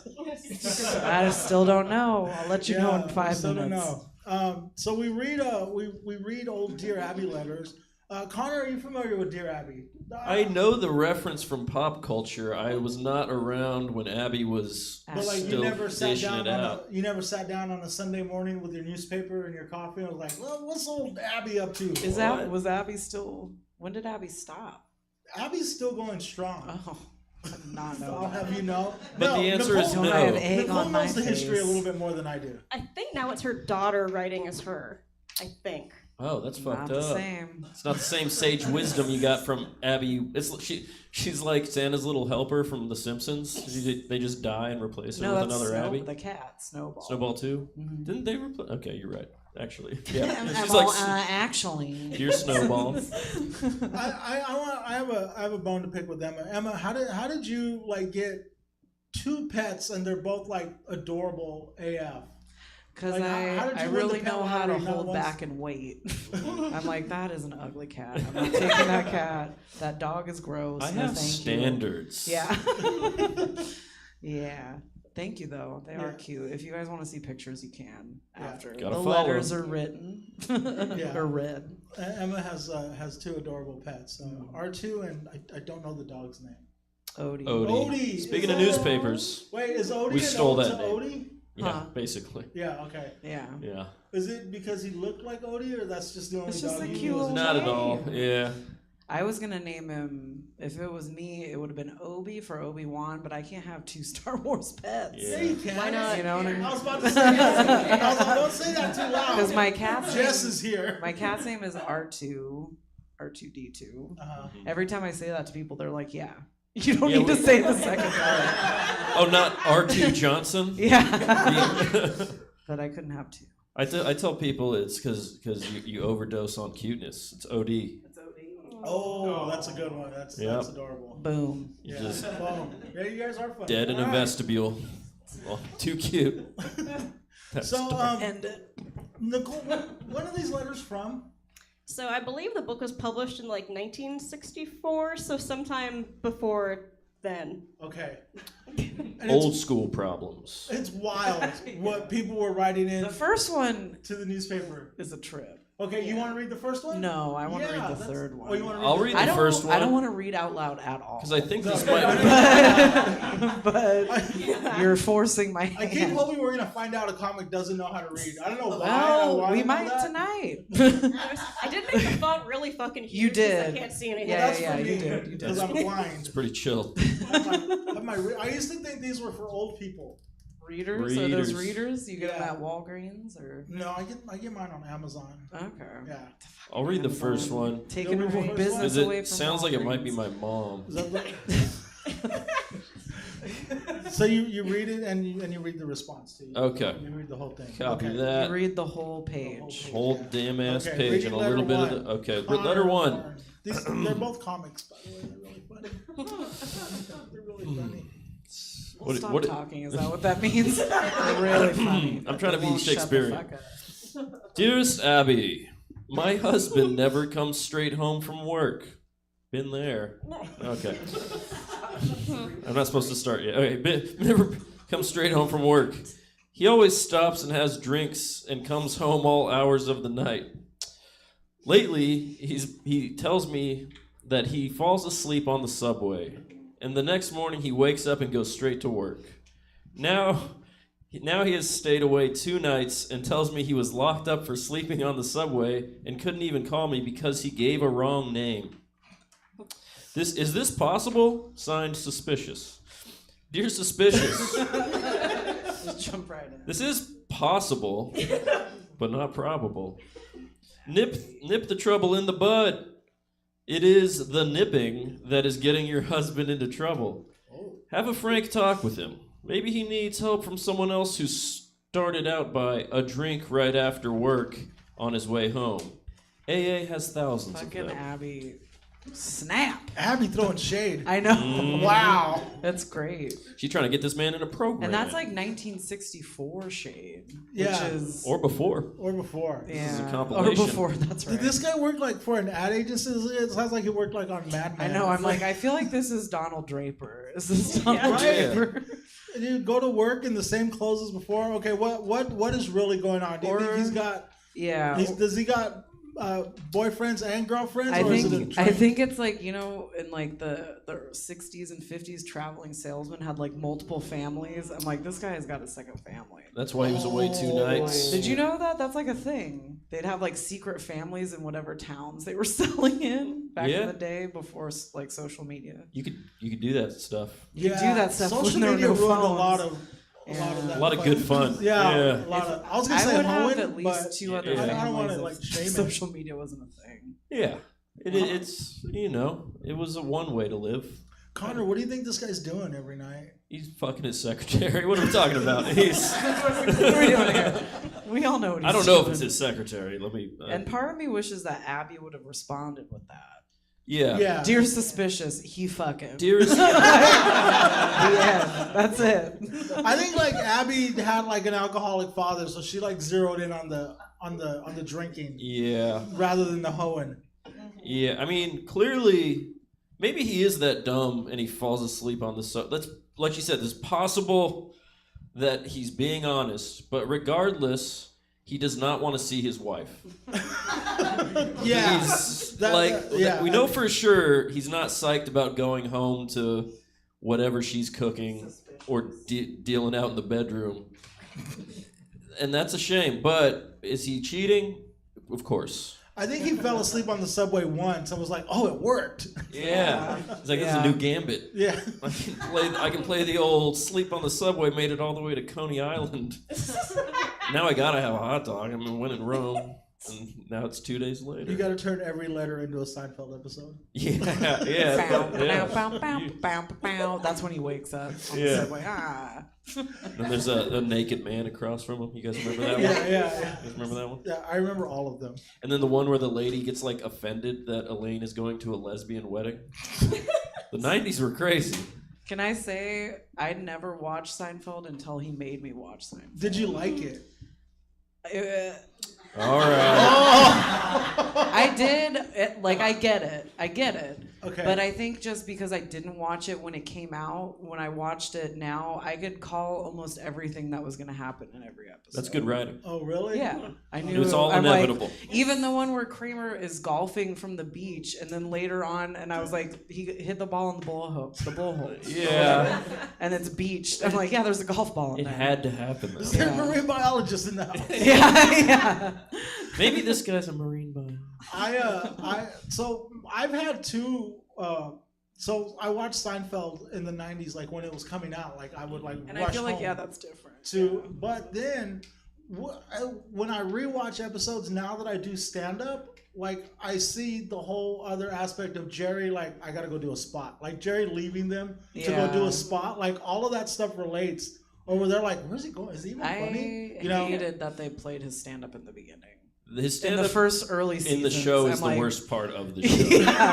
I'm all get to Kramer. What That's- I don't want to see these. When we all realized Larry David was the powerhouse of Seinfeld. When you guys first started doing stand, when you guys were first, This has turned into a different podcast. Yeah, I know. entirely. I want to ask this question because watching Seinfeld when I was younger, and watching him just, I thought that like every time that they went up, they just talked about what they did that day. Yeah. Did you think that when you first started doing stand up, and then you went to a few open mics, you're like, wait, that's the same shit he did last week. Yeah. I knew by the time I started that wasn't the case because I was a stand-up nerd and I just watched a lot of it. But early on, yeah, you think they're just like uniquely funny individials who can just do that shit. And it's like, it's all a lie, guys. It's a script almost every single That's time. what I do. So I'm always new. You Except gotta for give them every that. time. The Emmas In this among us. economy? So I actually never wanted to do stand up. I hated watching it, and then Ali Yeda talked me into it one day, and fuck, I'm still doing it, and it's like 8 What a years later. bitch. Why would she do that to you? Bring somebody into Alligator this here right now. fucking... She She owes you encouraged money. me too. But yeah, so what this do you think? guy's So this guy's fucking. banging, Yeah. but it's pre-'80s, so you can go do that and not catch AIDS and things. Yeah, there was Not AIDS. not AIDS. Let's at not least. turn this into that. All right, let's move on to letter 2. Yeah, please. Okay, so Emma, you said you wanted to read letter 3, right? Yeah. Okay, so Nicole, you want to do 2? I was going to ask if you wanted to, because you're the one that did the conversion, and I forgot what you texted me. Oh yeah. I was all conversion. I told you about that. Oh, okay, the money. Okay, Therapy. got it. What? Anyway. All right, letter number 2. Dear Abby, what sort of jam could cost a man $2,600? I was engaged to marry a man, and he said he would have to postpone the wedding because that jam took all his savings. He refuses to tell me anything about it except that it broke him. Do you think I have a right to know? Signed, engaged indefinitely. Dear engaged, if you and this man are on the verge of becoming partners for life, he should be able to confide in you. $2,600 worth of jam is a lot of sugar. Fucking Abby. Now, They love the puns in this show. yeah. Let me just tell you that I did the research and 2,600. Yeah, I was gonna say, how much is 2,600 that? Adjusted for inflation is hold on. I'm like, because that's my rent now. I texted to Nicole. Yeah. That's a lot of boysenberry, Yeah, am I yeah. right? This is probably an argument against marijuana. So because we all forgot. 2,600 in 1955. Today is $30K. Oh Jesus shit! Christ. He's got a $30,000 secret. Yeah, because this is back when you could like buy a house for $30K. No, I think you get like that would be like a duplex. Like that's Yeah. something you could rent too. Yeah. Like Yeah. 30,000. What do you think? That's like a. He was. You know what? He was in trouble to the bookies. Yeah, that's what I was Shark. gonna say. It sounds like some. Yeah. some What was? cooking Did the they say his books. name? Was his name? Did he have? Oh, I don't want to. I don't think No. they said the I name. almost said it. It's just does this- forever engaged. Yeah. Yeah, no. What do you think the 30K was, Connor? Shit. Yeah, I mean, you'd say bookies, but she would notice like broken thumbs and things eventually. Sorry. Unless that- bookies hadn't evolved to that by then. Yeah, loan Actually, I sharks. think they were worse. They just kill you It is- straight up. yeah. They would just make it look like you fell asleep on the subway. Yeah, exactly. Thank you. Thank you. Thank you. I'm trying to think. They're gonna get if I was with somebody and was like, oh, we can't get married. I owe somebody $30,000, and they said who, and I was like, that's not really important. Don't worry about what the 30,000. Why does she know the exact figure, but he won't tell her what it is? That's a good point. Some sort of like it was something that was Second not family. Second family. This all comes back to second family. Second family. All right. Emma, do you think they ever got married? Is that they ever got married? Yeah, do you These think- two? I think whatever the secret was, it broke them. That's what I'm saying in my fanfic that I'm going to write about this. Sort of jam. So that's what sort of jam? So That's a lot of sugar. He That's didn't. a lot He of said, Jam does have a lot of "We can't get married. I'm in a bit of a jam." That's what he said to her. Yeah. At least he didn't say pickle. I'm in a pickle. I'm in a pickle. I'm in a bit of a jam. I don't That's- know. Yeah. I'm trying to think, because I'm gonna assume everyone that wrote to Dear Abby was white, just cause. Yeah. And like, what? What did you have to do to get that fucked up as a white dude in the 50s? Like, seriously. Like, you could Yeah. drive drunk and no one gave a He shit. probably drove drunk and hit someone. Oh, that's a good point. Had to pay it off. I wish Yeah. that everyone who worked at Dear Abby wasn't white, so that one of these letters would be like, "Girl, what you gotta Oh, they'd have the best comeback. do is drop his busted ass." Yeah. You get married, then you're in a jam 2,600. You know, like if some That's both Asian y'all's women problem. worked there. Yeah, that's I mean, it's interesting to read letters from gullible women who are like going to be murdered within a year. You know what I mean? Yeah. They're just like a loan Gullible shark. women. My husband sleeps on the subway. Is this a thing that happens? Are those seats as comfortable as they say? Should I get subway seats in my house? And it does suck too, because I mean, it was before you could have like your own checking account as a woman or own your own property. And it's like you're kind of just like stuck. You gotta marry some like raggedy ass dude sleeping on the subway or someone. Yeah. Yeah. 2,600. Yeah. 30,000. All right, let's move on. Letter number 3. Do you want to read this one for me? Yeah. One of these comics doesn't read. Dear Abby, my husband makes me read all of his. No, okay. Is that what it says? He won't let me learn to read. Okay. He said I'll become powerful. I don't know how I'm typing this. Okay.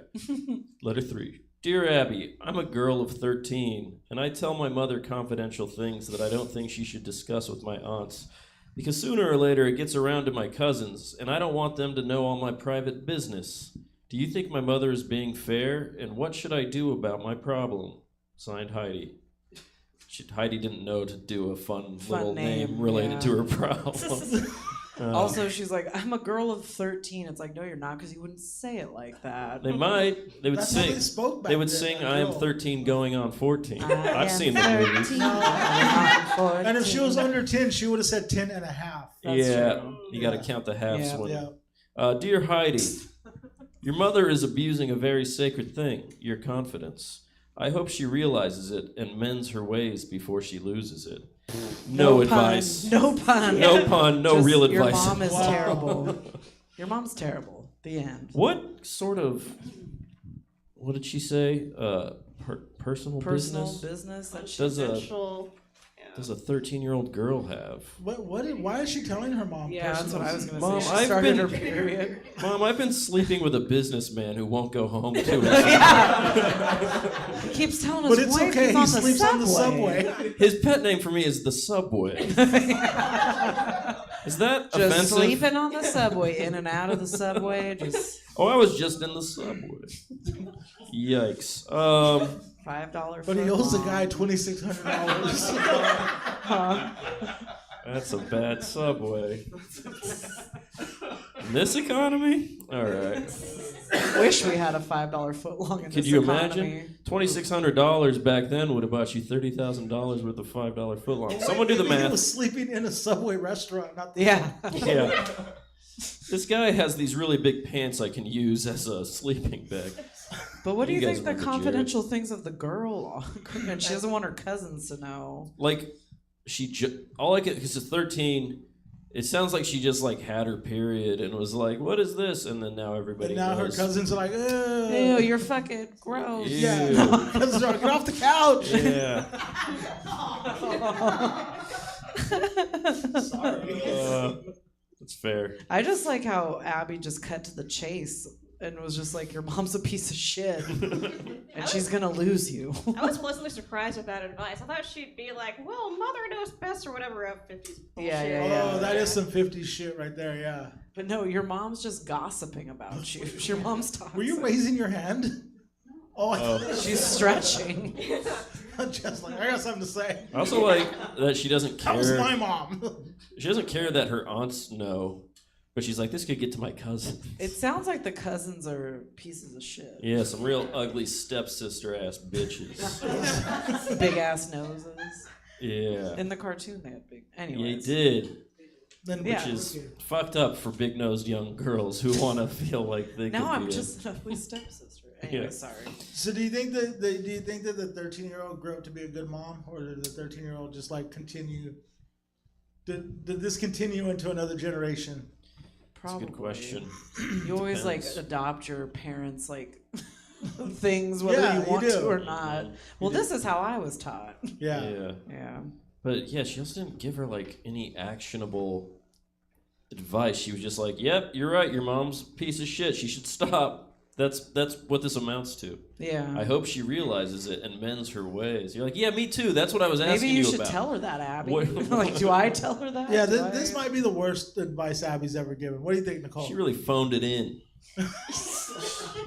I think people literally did that back then, right? You just call your secretary that guy's banging and be like, "Tell her your mother's a bitch. All right, Dottie. I'm going back to sleep." Dottie, take this down. Dottie. Yeah, You a lot know- of Dotties back then. They all died off by What the was time they had Dottie- color TV. What was Dottie short for though? Dorothy, I think. Dorothy. Okay, that makes a lot of sense. Yeah. I should have saw that. Name my next cute ass pet Dottie. I thought you said name my Mexican. Cute ass pet. I think you're trying to get me canceled. No. I didn't say that at all. Pet Mexican? That's Name not that kosher. Mexican Dottie. Not in Kansas anymore. Yeah. All right. Yeah. Letter 4. Sure. Is that you? I guess it's me, huh? Okay. Letter 4. Letter 4. You want me to read it? Oh, this is You have to read all the letters now. Good one. Letter 4. Dear Abby, oh God, this one. My husband's mother came to visit us, and she has been here for 3 months, and I can't take it any longer. We had no I heard an room oh for- Jesus from the audience. That hit home. Yeah. Yes. Too real. We had no room for her, and she knew it when she came. But I gave up my twin bed to her, and I sleep on the couch. She and her son, whatever, you know what that's called. I can't remember what it's. They're comics. It's That's why we're parentheses, reading that's- paragraphs. Brackets. I should have worn my overalls tonight. It would have made more sense. She and her son, parentheses, my husband, have been in our bedroom for 92 nights. I believe in showing respect for my elders, but just how ridiculous can this get? She doesn't mention any plans for leaving, and my husband doesn't want to hurt her feelings by bringing up the subject. How can we arrange this deal? Signed, Too Good. Dear Too Good, are you kidding? Exactly, Abby. Yes. Get your mother-in-law out of your bedroom and make her a comfortable bed elsewhere. If you continue to sleep on the couch, you should see a doctor with one. Boom. That's when she dropped the mic. That's a bar. She dropped the pen after she wrote that. First of all, I feel like this is the next season of White Lotus. If you've been keeping up with White Lotus. Who would play them, The though? mo- Who would play these characters? What? Yeah. It is the mom and Freudian. the son sleeping in the same bed for 92 nights. Like, she's been counting. Yeah. If she could say. She decided, like, at night 80, like, this is enough. In the couch she's sleeping on, she's just carving scratches. And she's like, we're at 92. Yeah. Yeah, Yeah. She said. Well, I they gave have up- 2 twin beds, I and gave she's up all, my when I twin come bed." in the morning, the beds are pushed together. It's real weird. But why would she? It's like, let the husband take the couch. Why would she take the couch? Well, Maybe she she hates that still bitch that share a much. bedroom with the mom. Well, I mean, but if you had to choose, wouldn't you be like, no, you sleep in the bed, I'll sleep on the couch? I say if you were the husband, they I both don't know. sleep in the bed. The mom sleeps on the subway. Well, yeah, on the subway. Apparently, it's a viable option. We've Apparently, learned. mom needs to get a job. Yeah, why is she there for 3 months? I don't know. That's crazy. Can you do that? I'd have kids just to do that, just to show up. My grandpa used to do that. I don't even like hang out with anyone. My grandpa, I wouldn't stay my at someone's grandpa house used for to just 3 show months. up, like at my parents' house, and be like, and he would be there for like weeks, and then finally one day he'd be like, "Can you take me to the depot, like to the bus depot?" Oh, And we'd be okay. like, I was like, the gay bar down there. Hey, drop me off at Grandpa. the depot, and I'll And find he'd be like, somewhere else. I to finally sleep. worked up the courage to go to the gay bar. Took me a few and weeks. he'd be like, "Can you take me to the depot?" And then we take him to the depot. He'd be like, "Can you buy me a ticket to like the next city?" And then we'd like get home and call that cousin, and that's, "Hey, Grandpa's coming." What? Why'd you send him here? That's all I Just had. touring. Just That's- like grandpa's too. That's on Grandpa's on couch tour. They were Did joking he about- sleep with his daughter? I don't know where he slept, to tell you Oh. the truth. I think he slept on the couch.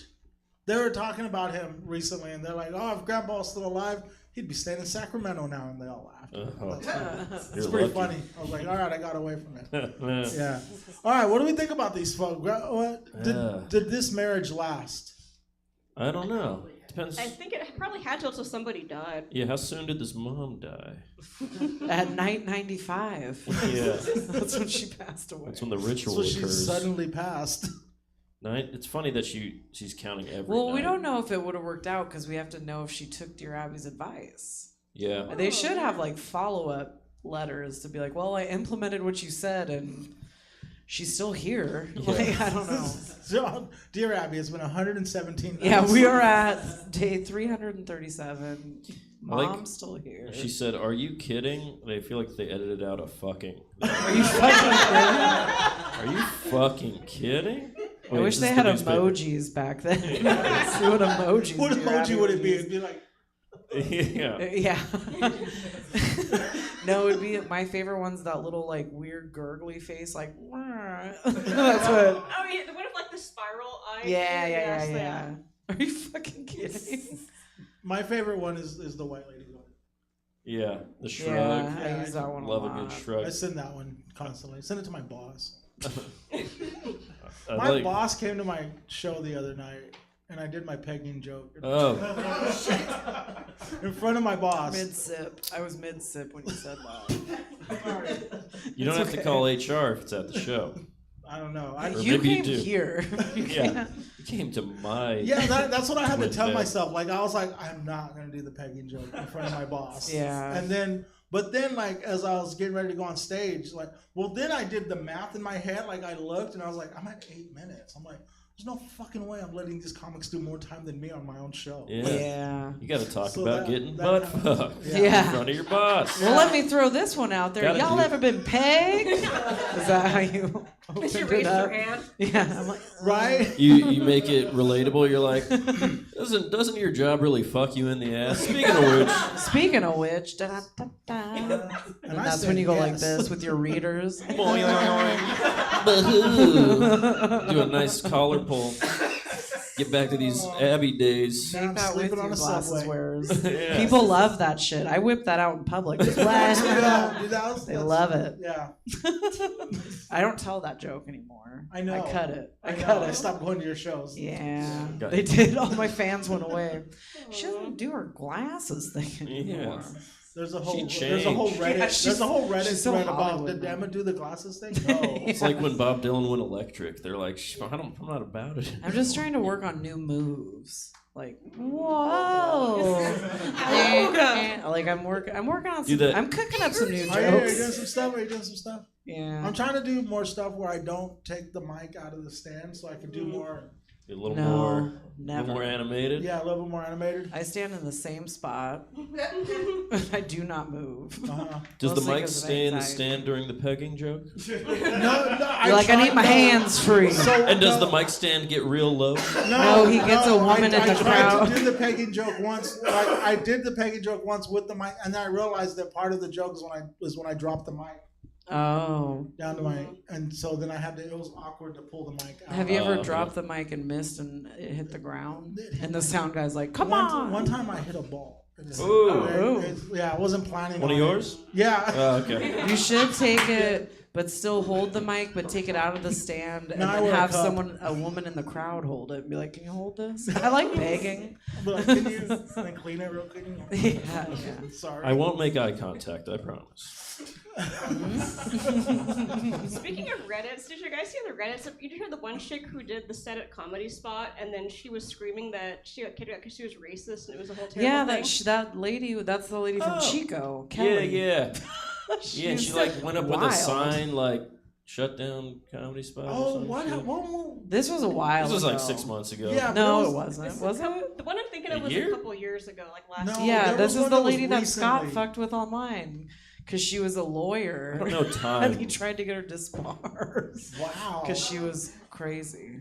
You know what's funny too? I was actually at a party like a couple months before that happened, and the chick comes up. She's like, "Oh my god, let's be friends. This and this." And then my resolution was to stop making friends with crazy fucking people and take my time. And thank fucking God, she actually invited me at the night, and I was like, I have plans, sorry, and thank God. 'Cause, yeah. That lady was a trip. She's all, I carry a gun. And we were like, Oh. Keep that to yourself. Let's not, yeah. Yeah. Her name was Kelly, though. I like that at the end of this letter she goes, how can we arrange this deal? Like they're gonna sit across from each other and slide pieces of paper. Oh, like, yeah. I'll sleep with your son 3 nights. It's like strangers on the train. Like someone's gonna kill the mom, but then like she has to kill somebody else. Because they saw. Yeah. I just wish Abby would have gotten more real. Yeah. Do you Are you think? kidding? Get your mother-in-law out of the bedroom. She's gonna steal your man. Yeah. I don't know. Dude, are you kidding? All right. Well, that's our show, kids. Oh, that's Yeah. it? Oh, yeah. We be plugging shit. Oh yeah, we're gonna plug shit like shows, not shit. Yeah. Go ahead. Watch Nicole do it. Watch. Okay. Nicole plugs stuff. All right, so I do 2 shows here. There is Power Play every 3rd Saturday at 10 p.m. It's really fun. I have a slideshow of memes and people make up presentations based off it. Also, Jesse, the guy who owns the show, is in it, and he's really funny. Yeah, there's your Abby WTF every Saturday, 4th Saturday at 10-ish. I don't fucking know what time the show starts anymore. I write articles for Malevolent Dark. It's a horror website. And then find me at Nicole is just okay at everything. Emma, what you got going on? On the 12th in Sacramento, I'm featuring for Jackie Cation. I'm very excited about that. Where? I hope, Where? I think it's at Glow Studio in Old Sacramento. Nice. April 12th. And then I run 2 shows here. Warm Takes every first Friday at 9, and then The Chafe every second, Jesse? Third Saturday at 9. And then I work at FedEx during the day. You said where you were at during the day. Swing and by and that's see it. her. Yeah. All right. I don't run any shows, but you can follow me at Connor_Fartin, like Martin with an F. I post magic tricks and not much else. I also work. It doesn't matter where I work. That was weird. Yeah. I just want to say she said it, so I was like, I'm a manager of hacks. I just don't have a fucking job right now, so that's why I didn't say it. So yeah. See me walking around the Midtown area. Midtown area pondering things. Don't bother me, please. Tell your friends. Social anxiety. Leave that man alone. Sleep on the subway. Lay out light rail. That's it. Have you ever fallen asleep on the light rail? Oh. I've never even been on the light rail. I was on the. Congratulations. Is that a flex? Yeah, I was gonna say. I did the light rail once. I did the light rail once, and I did BART once. Like I've done BART before. the BART was terrifying. There was a funny. I think you can look it up probably on the internet, but there was a Craigslist. You know how they used to have like confessions or misconnections? Yeah. And someone the thing was entitled "Confessions of a Fartiste." Ooh. And it was found my letter. Yeah. It was a guy that used to like crop dust people on the BART. And then he would write about it in like misconnections. You guys look up Fartiste. That's one of my plugs. Game respect game. Wow. Maybe we should read those. Yeah. I know it's probably Fartist, but I like to say Fartiste. Well, yeah. You gotta give him his props. You're classy like yeah. that. Yeah. Look at my cargo pants. I'm classy like that. Those are great. Love Thank you. Fartisanal farts. Fartisanal. Well, please, you guys get to keep these letters. By the way, those are yours. No fooling? No, yeah. No fooling. No joshing. Oh. No joshing. Thank you guys I for looked up the staying. term "nip it in the bud." Yeah. It was kind of boring. It's like a rose. Yeah, it's about. I always say nip it in the butt. Yeah, that's. And a lot I cooler. recently, I said this at work a couple weeks ago, and one of my peers got pissed because he's like, "It's nip it in the butt." It's and I got hella mad, and I was like, "Well, millennials are all about eating ass, so it's nip it. It's nip it. It makes more sense for me to say. We're 2025. Okay. We're nipping buds. We're nipping Nipping butts. butts now. Yeah, we moved on to butts. It means something entirely different. It does, but. Hey, how do I get my boyfriend to stick around? Nip it in the butt. Well, thanks for coming out, you guys. We hope you enjoyed the show. Thank you, Jesse Jones. Thank you, Emma, Connor, Nicole. Alrighty, that is it for us this evening. Thanks for coming out. Thanks for sticking around. We're live in person Thursdays through Sundays, and we stream everything we do. That means we've got stuff going on tomorrow at 8 o'clock. It's Duel 6. It's the final preliminary round matchups. You can come out and vote for your favorite team to advance to the quarterfinals. Check that out again at standupcomedytheater.com. Have a good night, everybody. Get home safe.